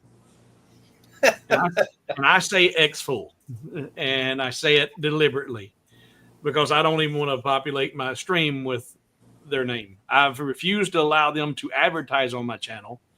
I had the worst experience with my X full. Worst. The customer service was ridiculous. I actually had problem after problem after problem after problem. Contacted them, called them, emailed them, finally gave up on them and gave that laser away to a neighbor who needed it for parts. and if I'm lying, strike me right now. Almost a year to the date later, after submitting my request for help, X-Fool's customer support reached out to me and said, "Hey, we see you're having a problem." I'm like, "I ain't having a problem. I've gotten rid of that and got something different." I had a horrible experience with it. So when I had my X-Fool, XCS did not exist. And so I don't have any personal experience with XCS. But what I can tell you, if it works, you were asking about you using the pass-through and you don't have the conveyor. Well, you can do that because I've got the big pass-through here with the Rolly XW, and there's no conveyor. But what you'll need to use is you're talking about XCS. I don't know anything. If you were able to use Lightburn, you could use Lightburn's print and cut method. And using print and cut, then you engrave what you can, and then you feed the piece through, use registration marks and get it lined up, engrave the rest of it, feed it through, and manually push it through. But with XCS, again, Melissa, I'm glad you're here, but I am not your guy for anything X-Fool related. And I'm glad that she brought that up, because something else that was brought to my attention this week was that if you download any of my files come with the Lightburn version, the SVG, the DXF, and the AI. So you can download my file as an SVG, import it into XCS or other operating systems. And Chris, I guess there's really not any way to do this or to prevent it. If you design in Lightburn and you have to use a toolpath to do, if you assign letters or designs and you're copy along path and you're using a toolpath to copy it along, well, that toolpath is part of the design. It's there. It's not a cut line. It's just a toolpath. But when you export that into an SVG, it don't know it's a toolpath. It shows up as another cut line. And those can be very problematic. So I don't know how many people, I had several comments or questions about it in the past few weeks regarding some of the military files I did with the Coast Guard and stuff. But they're like, if it's a toolpath, but if you've brought it in as an SVG, the file doesn't know that's a toolpath. So be careful with that when you import a file that's not a Lightburn. But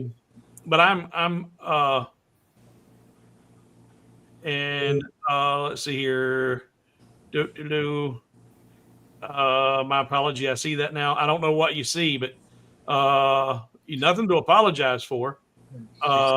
She says she purchased Lightburn.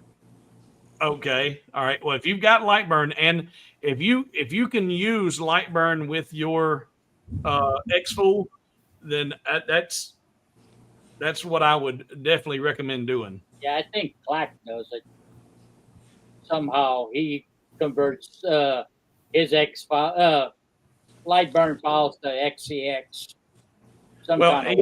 I think he's just doing them as SVGs and importing the SVGs. Yeah. And as long as you don't have toolpaths on there, it's not a problem. The only time that bringing in an SVG, the only time I see it being a problem is when there's toolpaths involved in the design. And no, Bob, I can't tell you how I really feel. Melissa, you are definitely welcome here, though. If we can help you, we certainly will. Absolutely. I won't hold it against you because I made that mistake and bought that one first. In fact, let's see. We'll move. Looks like Glenn dropped out. So Glenn, if you're still watching, I hope you got all your answers there, buddy. He came straight from work and he was eating as we were doing, so he's had a long day. But Melissa, yeah, you're welcome. I'm not going to hold it against you. I'll tell you what, Lightburn does probably better than not Lightburn. X-Fool does better than just about any other laser maker out there is their marketing. They have probably got the best marketing team in the laser industry. But unfortunately, that's where they focus on is their marketing. They don't focus on the quality of product or customer support. You won't find a better product than the Rolly. The Rolly is precision, it's quality, and beyond that, because it's a machine. And who makes machines? Right now, men still make machines. But it's coming. There'll be machines making machines. And men are not imperfect, or not, they're not perfect, they are imperfect. And they have flaws. Things can happen. But when things happen, it's what you do about it. And you will not find a better customer support team than what Rolly Automation has. So anybody who's thinking about a laser, hobowithwood.com/Rolly. Go check out the Rolly lasers. You will not find a better product or a better support team anywhere. But you are welcome. Any and all laser users are welcome here. And I purchased Lightburn. I see you, everyone. Yeah. I was a little intimidated by it, Melissa, because I had never used anything like that before. But just dive into it and come here and hit me up for questions. I'll be glad to help you. You can turn off exporting tool. That would help, but Chris, when you turn off, if you don't export that toolpath, does the pieces that you assigned to that toolpath get all wompy jawed? Because I had some problems with that. If they're assigned to that toolpath. So I'm curious. Sorry. I'm sorry. I just read Melissa's last comment. I'm getting there. But what'd she say? She wants to know what the last comment was about men or what? Oh, men still making Imperfect. Oh, imperfect. Yeah, there was only one perfect man to walk the face of this earth, and you know he's not here yet. He's coming back. I once thought I was wrong, but I was mistaken. Just remember. Yeah, there you go. There you go. Let's see here.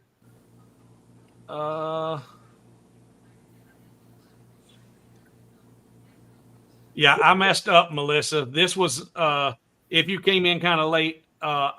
This was going to be only streaming to my patrons, but I messed up when I set up the stream and it went out to God and everybody.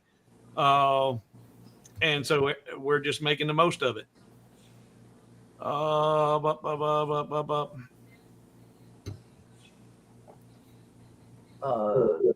Drafting with Jan says, Melissa, you can create in Lightburn, export a SVG, import into an XCS.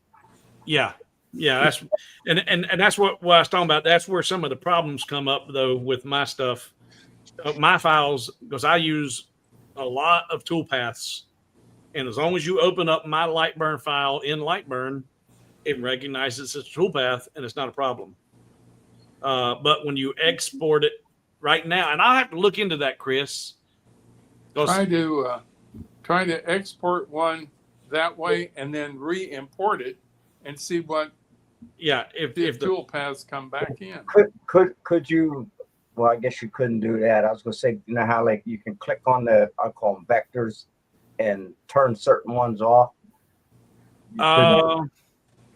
It's still be there. But okay. I what Chris said, you can set it up so that it does not export the toolpath at all. But my only concern there is if the toolpath actually was used as, to copy a long path, and you don't export that path, then does everything get you know what? But once Yeah, it's I there, went- once it's there, and you turn off a toolpath, it doesn't change it. You Yep. know, when you're setting up a demo on here, and you copy something along a path, and you click off the path, the thing still, whatever you put on Yeah, that path still But stays. just because you don't see it, the toolpath's still there though. But if you Okay. don't export it, if you don't export the toolpath, then it may not be there. And then and I don't know how. I'll have to play with that and try it. And see. So go ahead and create a tool path. Yeah, we're 2 hours into this. I'm and I Hungry.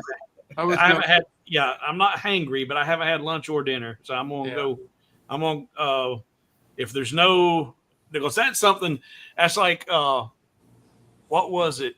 I forget now. Oh, flood field. I was trying to figure out why flood field wasn't doing what I wanted it to do, and I spent the next day testing and breaking it and testing and retest. And actually, I spent a day and a half on it until I finally went light bulb moment. I figured it out. So I can try and do a quick import export, but it'll lead me down a rabbit hole. I don't right now. I just don't want to go down right now. Once you have the shapes made, you don't need the toolpath anymore. Well, that's what Jack says. But Jack, I tell you, brother, I have ran into more problems with text. If you're copying a long path and I don't know how or why it does it. Copying a long path, you may not need the toolpath anymore, but there have been occasions like when I did the Coast Guard emblem on the Coast Guard Memorial, I had circles on there where I was shaping everything. They were just toolpaths. And when those toolpaths were deleted, instead of it keeping a nice uniform text, everything blowed up and got it actually changed font size, changed alignments, did everything, did all kind of crazy stuff. So I'll have to play with that some more because I don't need people, like Melissa, who downloads as an SVG, imports into XCS only to find out there's a bunch of paths on there that aren't supposed to be there. So good night, Craig. Appreciate you. I really do appreciate your support. Appreciate everybody's support. I do. Because as I say all the time, I wouldn't be here without you. Glenn says, I got to run. Well, in fact, this was all for Glenn tonight. I got to run. Huge thanks to you, Steve, once again for going above and beyond to teach me something live you could have just told me to watch a video for. Glad it was a happy little accident going public. Well, and then continues, and now we have a larger audience to see how engaged and accommodating Hobo is. Well, I tell people I do this, and maybe they believe me, maybe they don't.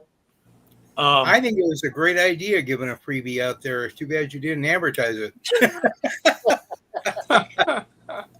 It was not intentional. It was not intentional. That's why because I just clicked on go live. I didn't do the introduction. Then I was going, hey guys, what's up? Let's just get in here. It wasn't supposed to be a production.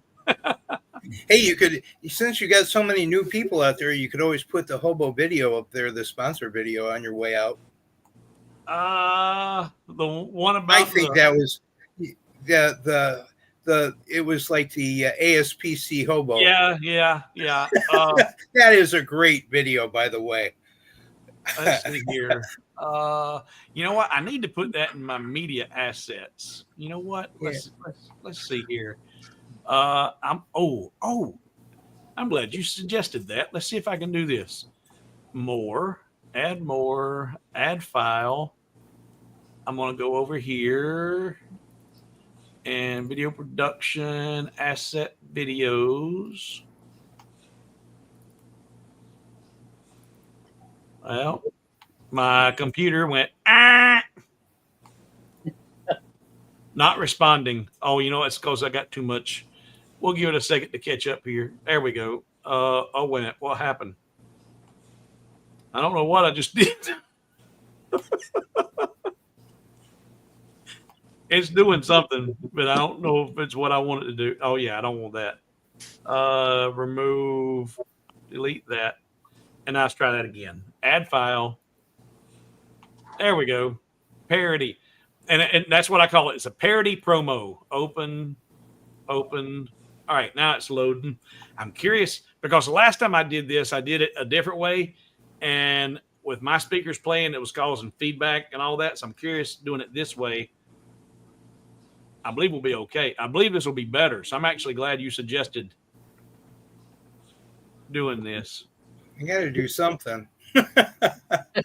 Got to pay my dues. The yeah, and it's funny that you say that was because that's what it's supposed to be. It was supposed to be a parody of the Sarah McLachlan ASPC video or what ASPCA video. Well, I caught it right away. That's exactly what it was. Poor hobo doesn't have any wood. And I tell you what, my patrons have gone above and beyond because I've got plenty of wood right now. So right now, when we play this, who's clicked in here? Bruce, but he doesn't have a camera going on, and don't have a mic. So Bruce, you connected, but it says you don't have a camera or a mic, so I can't put you in the stream. Abe, Hobo, Melissa has a question, and I think Okay. it's a good idea that you tell her how often you're on. And the Saturdays, he's on every Saturday, but he changes from 3 p.m. sometimes to 3:30 to 9. It's normally 3 one week and 9 the next week. This coming Saturday should be at 9 o'clock Eastern Standard Time. We don't know where you are, but it's Eastern Standard Time, 9 o'clock this Saturday on Hobo with Wood YouTube channel. So, and you're welcome. It's very informative, and I try to watch it religiously because I learn so much. And I do too. Yeah, we haven't Right. seen you put the numbers up there. When you start seeing the videos and start seeing numbers on the side, the numbers mean that's an idea that somebody learned that they didn't know before, and that's what the numbers correspond to. They learned a new way to use a tool or something like that in Lightburn. But now, how often do I do these? I started them about a month ago, and I was trying to do them about once a week. I was trying to do them on Wednesday. This is what my schedule. This is what I'm. Oh, Lord. Sometimes, and I had this conversation the other day with he's 15-year-old, my neighbor. He doesn't have a job yet, and I said, well, enjoy it while you can, buddy. And I said, but once you get a job, you're still going to have time to do everything. You're going to work 40 plus hours a week. You're going to date your girlfriend. You're going to go to the movies. You're going to be able to do all the yard work you're supposed to do. You're going to be able to you're going to get all this done. But the minute you retire, when you no longer have to go to report 40 hours a week, you don't have enough hours in a day to get anything done. Ain't that the truth? Yeah. Melissa, Lorain, Ohio here. So Louisiana. Yeah. So what I've been trying to do, and let's see, we got another click. Says I can add them, but I don't know if you got no camera. But let's see. Nope, he went away. All right. I've been trying to do a video on Tuesdays, which is the Dive into Lightburn. It's a new series I started about a month ago too, where I'm trying to do a 15-minute or less video on Lightburn on using a specific tool, a specific feature, and that's it. We're going to focus on using the scissor tool. Thank you. Bye. And then on Thursday, I try to do a project video. And then on Saturday, when I go live, I will recap and talk about what we did then and just answer anybody's general questions that they have about whatever's going on. But Saturday live streams, I don't typically have everybody here that's in the stream. It's just me. You got to look at this.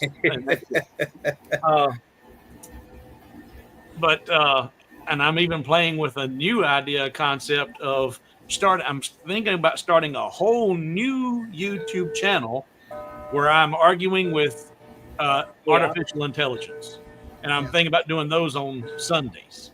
Hobo versus Hal. Yeah, yeah. So, but the reason the Saturdays alternate is because I've got viewers in both hemispheres. So I try to accommodate, everybody. So I'll be at 3 p.m. on one week, 9 p.m. on the next, 3 p.m. and 9 p.m. That's when I try to do it. But if you hit that subscribe button right now, hit that subscribe button and the notification bell, you should see whenever I go live or a video post. So Plus, like, you get all your old videos. yeah, and now again,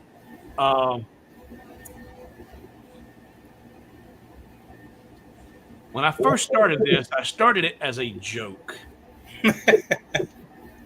Hence the name Hobo with Wood. Hobo with Wood. For the last several years, and I still do. I live in an RV, and I traveled around the country. I was in a new spot every 2 weeks. No destination in mind. It was just time to go, and I'd go somewhere else for 2 weeks.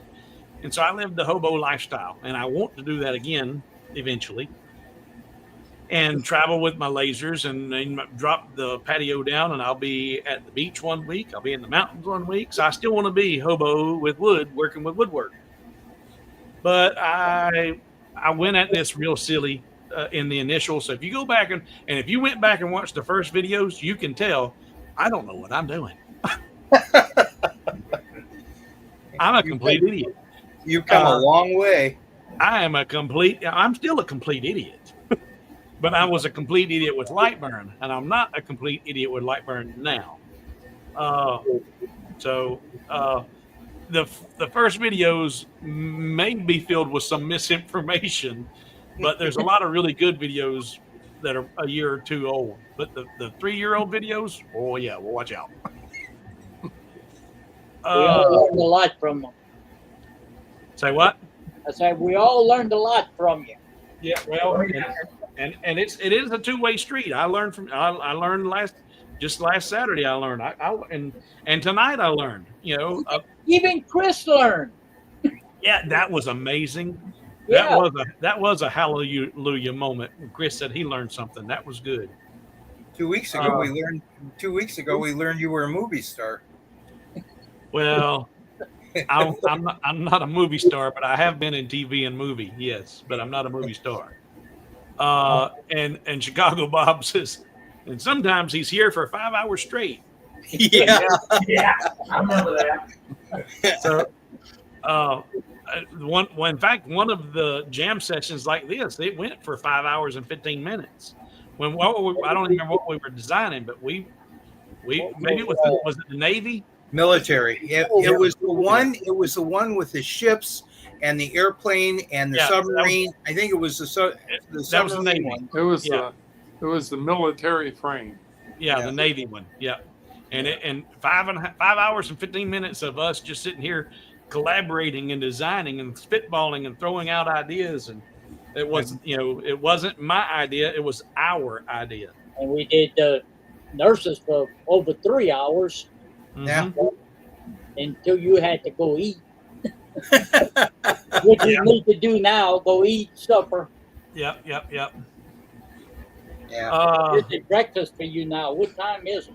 Well, for me, it's 11 p.m. right now. I'll make a grilled cheese and call it a night. It's The one with the compass and the square, that's the long one. What's that? The one with the compass and square. Yeah. Yeah, that was a long one. And now, too, if anybody's still here watching that's not a patron, if you sign up as a patron and go over and get on Patreon, you can go back and look, and all these videos we're talking about, you can go watch them. You'll be able to go on a Patreon, see the link for it, and click it and watch a 5-hour design. You might watch it an entire week. You watch an hour and come back and watch an hour. But you can see all these. They're still there. This is the only one I've ever put out to the general public, and it'll be the last one I put out to the general public like this. Yeah, well, I don't know. See how many Patreons you get out of this deal. Yeah, maybe once every 6 months, throw a freebie out there like this. Who knows? Yeah, marketing. Yeah. And see, I had the hardest time even starting a Patreon, because the idea of somebody that's going to just support me once a month was mind-boggling to me. It just goes, when I first started, I didn't have any real files to even go with. People were just going to support me just because they wanted to support the channel. But now, I've over the last several years, I've got over $1,000 worth of files out there for people to download. So it's definitely worth your money now. And don't forget to throw in the Lightburn artwork. Every month you give a art library away. So and that's well worth the cost of admission. And this month it was 5 libraries. Yep. And for anybody that's not aware, this month I did every single insignia for the enlisted men in all 5 branches of the military. So E2s through E9s in every branch. I created the patch for that and then gave those art libraries to the gold patrons. Are you still working on all the other pins and medallions? As people ask for them, I've satisfied everybody's need or immediate want for a particular one. Okay, you just doing an individual? Yeah, it's people. Yeah, because like Purple Heart and all that. Purple Heart's done. Yep, that should have been in the files that Gold already downloaded. I didn't see it. It's there. I saw it. Yeah, it's there. There's one library that's patch medals and awards or something. It's not in with the military or not in with the individual branch. It's a separate library, but it's there. Yeah, but I didn't see it on Patreon for sure. Yeah, definitely, Melissa. Definitely check his older videos. You will learn so much out of all of them. It's unbelievable. And there are a lot of people out there that do this. Nobody's got the heart that Steve does. So, and there's even a video on pass through. Yeah. Well, and Melissa, when it comes, and when I've shown not only like I made this was a mistake, but when I'm working and designing and showing and teaching, you'll see all my mistakes. Even when it's an edited video, I don't edit out the mistakes because I made that mistake and somebody else is going to make the same mistake again. So how do you correct that mistake? So I think that part of the learning is how do you fix the mistake? So I don't edit that out. You see all of my bloopers and blunders, along the way. So you what you see is what you get. Well, thank you, Gene. All right, now I want to play that parody, and then I'm gonna wrap this up. So this was a legitimate request, and my patrons have blessed me, and I'm good. So right now, this is not a request, not a request for wood. It was a request to see the parody. So I'm curious to see your media assets, and yeah, if y'all start hearing feedback, let me know. All right. Every day around the world, unseen tragedies unfold. We often think of animals and the neglected pets yearning for a warm touch. But there's another silent sufferer.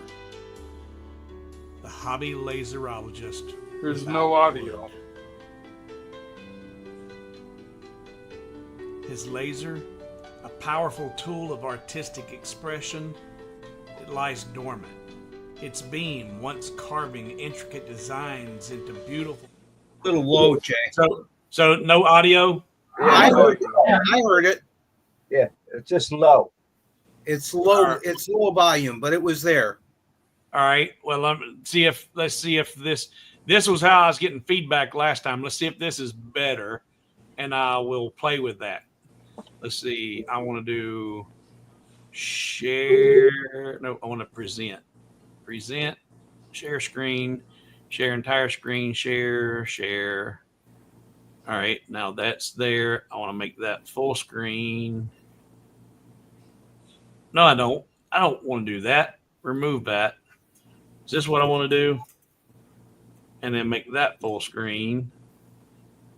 And told you, you get to see the screw ups and all. See D.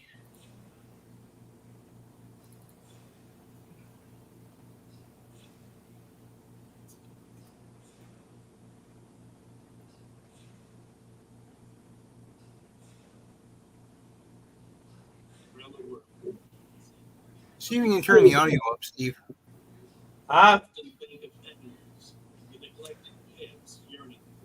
No audio. Lower now than it was. Oh, well. This time we don't have audio. The first time it was coming through, but it was a little soft. But that time there was no audio at all. I'll have to play with it. We'll play with it and get it figured out. I'll get it into the StreamYard and get that straightened out. Put it up on Hobo with Wood too, as a digital file. There you go. That's what I'll do. And Peggy said she could hear it, and Melissa said she could hear it. So that's another thing, Melissa. If you are on Facebook, go over to Facebook and sign up and join the Hobo with Wood group on Facebook. And the whole purpose of that group is to exchange design ideas and to show off. I want you to show off what you've done and, the different designs you've created. And it's the Hobo with Wood group on Facebook. And people show off the projects that they've been able to work with. That was Saturday's design. And the only thing that I don't want to see on here is I don't want to see anybody else trying to sell services. We're here to help each other free of charge. And anybody who ever asks anybody for money for any assistance gets booted. I don't charge to help anybody, and I don't want people on my channel trying to charge somebody to fix a file or do something else. Hey, Steve, there's one other thing too, and this is basically for Melissa. Everybody else probably knows, but there's Patreon, which that you have to search Hobo with Wood. Then there's hobowithwood.com, which is his commercial site where you can buy all the files and the products that he sells. Then there's the YouTube channel that is Hobo with Wood and the Facebook group. So there's like 4 different places to find Steve.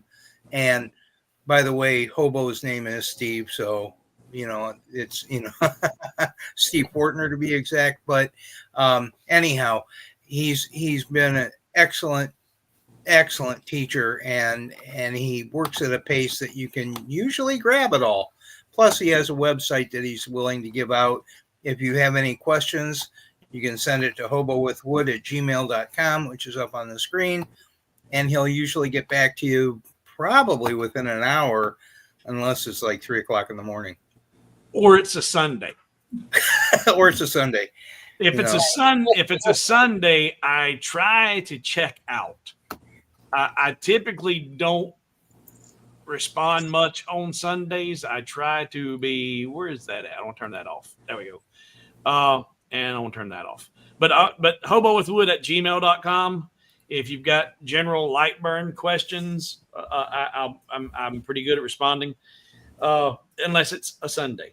I will usually wait till Monday. I'll work 6 days a week. But try to not do much on Sunday. Yeah, and I do think I found my agent. but I can tell you right now, Jay or Terry, I did have an agent, and they did get a percentage of my money. No, you ain't getting nothing. Steve, I get much more than you could even financially pay me, so don't worry about it. You ain't getting no money. You ain't, because you ain't get blood out of a turnip. I hear you. But we learn more from you, and these guys will vouch for me. We learn more from you than most of the other laser guys out there, if not all of them. They give Well, you enough information to get you in trouble. yeah, and I do try to share. You know, I don't share a piece of the puzzle. I try to share the whole concept. And that's the other thing too, Melissa. If you go on the hobowithwood.com and you see a file that you really, really like, there's probably a video on YouTube where I showed you step by step how to create it from scratch. And I do that for two reasons. One, I want to teach people how to do it themselves and not have to go to Etsy and buy files or go to Hobo with Wood and buy files. But it's a double-edged sword because once you see how much work goes into actually having to create those things, you're like, you know what? Yeah, I appreciate learning how to do that, but no, it's a whole lot easier just to spend that $3.99 or that $7.99 and not be having to design a thing. Because a lot of them can be very, very labor intensive or time consuming to create. Not a lot of physical labor. But anyway, I'm going to jump off here, guys. I hope everybody has a great and wonderful rest of the night or morning, wherever you're at. What day of the week is this? Monday? Yeah. Monday. Still for a little bit. Yeah, Monday. All right. So my deep dive into Lightburn tomorrow, I don't know yet. I was going to start doing some stuff on 2.0, but I don't want to start talking about 2.0. Not yet. I don't want to do it yet. There's too many bugs they got to. Yeah, I got an idea for you, Steve. Yeah. I've got a project where I'm going to have to make a bunch of things at different times. Setting a reference circle so that when you put the item back in your, not all of us have rollies. Okay. Some of us have laser or have CO2 type lasers. Right. And when I go to put it back in, there's no way to reference because it has to be placed exactly right. So maybe putting reference marks on your product so that when you go to put it back in. I don't, I mean, reference marks work, but how many times have you heard me say I'm lazy? Okay. I'm extremely lazy. And the problem with reference marks, if you're talking about a physical reference mark, like engraving a mark on the board and you can line your laser back up and then, because you can do that with like print and cut and stuff like that. But what I did when I was using my X-Fool and even when I went to the Comgrow, before I got the Rolly, when I was having to work with machines that did not have fixed honeycombs. Right. Honeycomb and Clack had a good a workaround. In fact, he's got on his website. Clack has a whole bunch of jigs that would lock his honeycomb into place with the machine or whatever. And so he essentially he had a fixed home position every time. But if that's not an issue, what I do to do what you're talking about, because I'm lazy. When I cut this out today, I will in fact, let me just show you in Lightburn what I do. Frame it. Not frame it. Let me switch that and switch. Well, I wish you'd go eat already. There and then make this here. All right. So if I'm going to cut this out right here, I've got this toolpath up here, which represents my material, 300 by 300. Right. Even if it's not a piece of 300 by 300 material, if I'm working with a piece of scrap like I did all day today, I will still have this up here as a template, and I'll send this job out to the laser, and it goes and cuts that piece out. Now, once that piece gets cut out and I've got my skeleton, I will mark on my skeleton, put a little X on it, and I know that that is my top left corner and the face, because this could be the face or this could be the face. But I will indicate which one is the face of the material, and this is the back top left piece. And so now I've got this skeleton that if I need to, I can take this skeleton and drop it right back into my home position, and I can lay my pieces even right back in there. And with the Rolly, it's so precise, it'll go back right over and re-engrave those things because everything's put right back where it was at. That's what I was saying about your Rolly is so precise, but my Omtech is not. It doesn't matter. Okay. If you take your magnets, if you take some honeycomb pins, so where you can create a fixed position in your honeycomb that you can register this into. So it goes into one spot. You can pick it up, and if you need to, you can put it right back in the exact same spot. Because your honeycomb don't move in your CO2. I mean, it's right. Yes. No, Omtech, your honeycomb can move. My Omtech, I can move my honeycomb around because I could take it out to clean it and all. It just sits in there. So what I did, so it wouldn't move on me, is I put magnets, four magnets on my honeycomb on the side so that it doesn't shift. And then when I do a cutout, what I'll do is I'll take that piece of material, and I have other magnets, like an inch and an eighth in diameter or inch and a quarter, and I'll place them around the piece of material so that it kind of locks it in that position, and then do my cutout so that if for some reason I got to go back and do it after I take it out, say, I can drop it right back in there and just let it go, and it'll cut it, or engrave it. Yeah. Right. And let's see here. Where Bob said it. Where'd he go? There it is. Bob said you design a jig. Yeah. And essentially that's what this is. But by me having a permanent home position, and that's where I started at, this is now a jig for me. So, until I finish the project, and then I'm done with it. That's exactly what I'm going to do, Bob, is make a jig, because I'm making a whole bunch of wooden nickels. But the problem is when I go to make the next batch, there's no home position on the Omtech that I think it's Jack, right? The blue shirt. Yeah. Well, anyhow, John was one talking about that. Oh, okay. Yeah, John, I'm sorry. Putting that square exactly on the same place in the honeycomb is and right now it's such a new Omtech that I don't have the red dot lining up exactly where the laser hits, and that's another.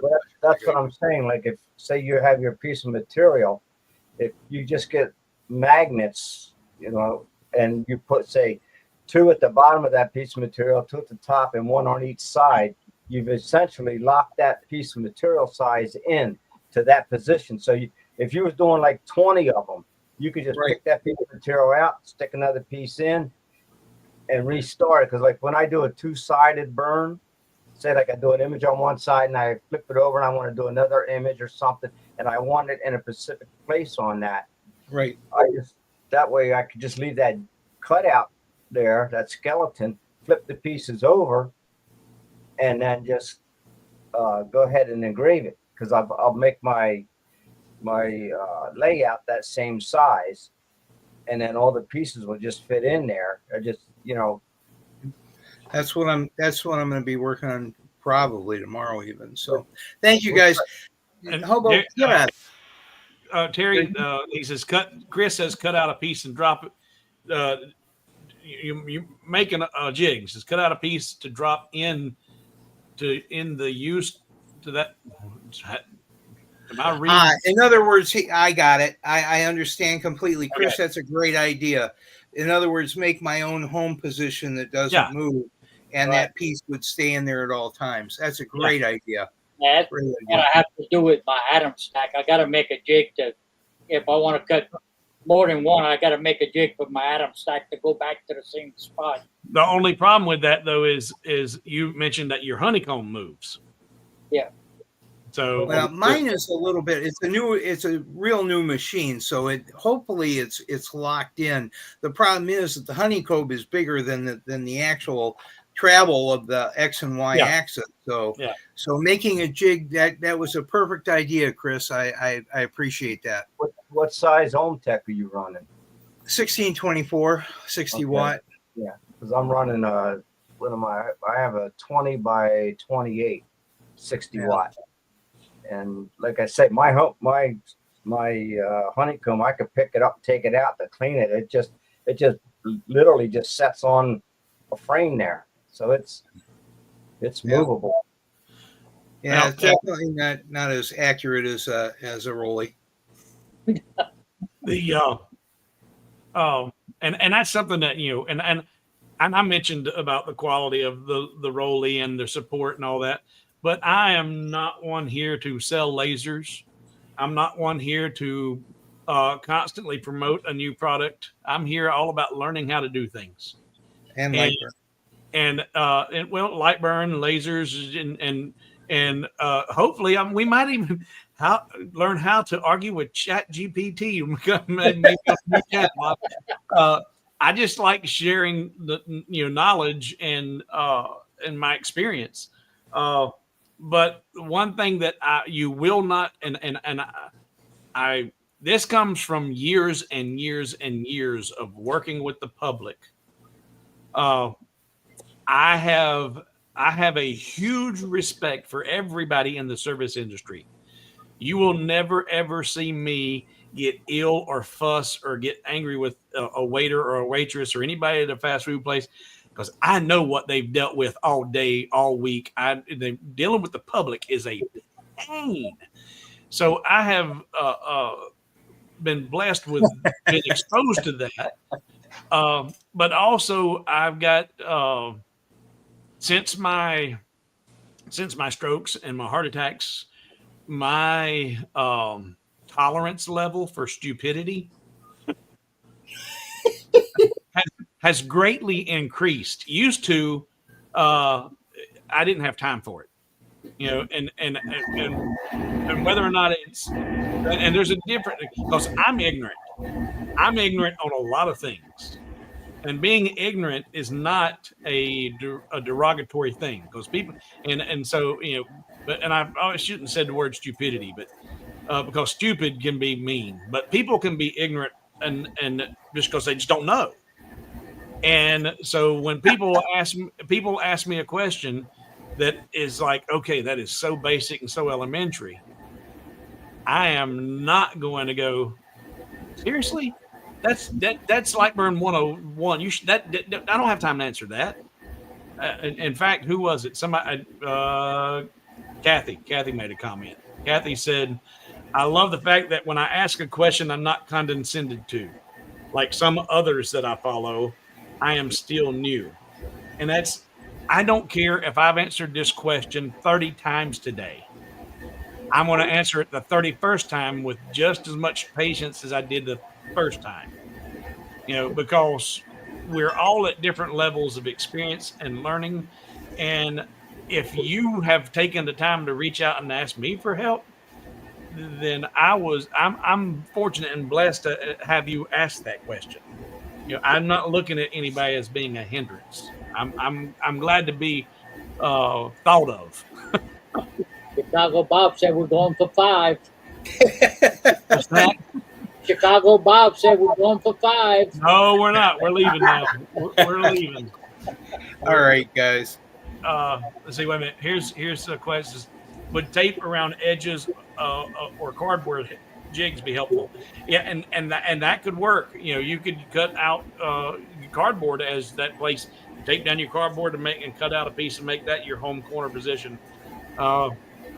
But yeah, it's and it really is, and this is another thing that you'll hear me all the time is, and that's why I preach all the time. There's always another way, because there are right brain people and left brain people. You have analytical minds and artistic minds, and sometimes the two shall never meet. This guy is going to do it this way, and when he sees you doing it this way, you're wrong, you're wrong, you're wrong. You got to the same spot, but it doesn't matter, you're wrong. Well, there is no one way or the other. If you both get to the same point, great. But I try to show different ways of doing the same thing.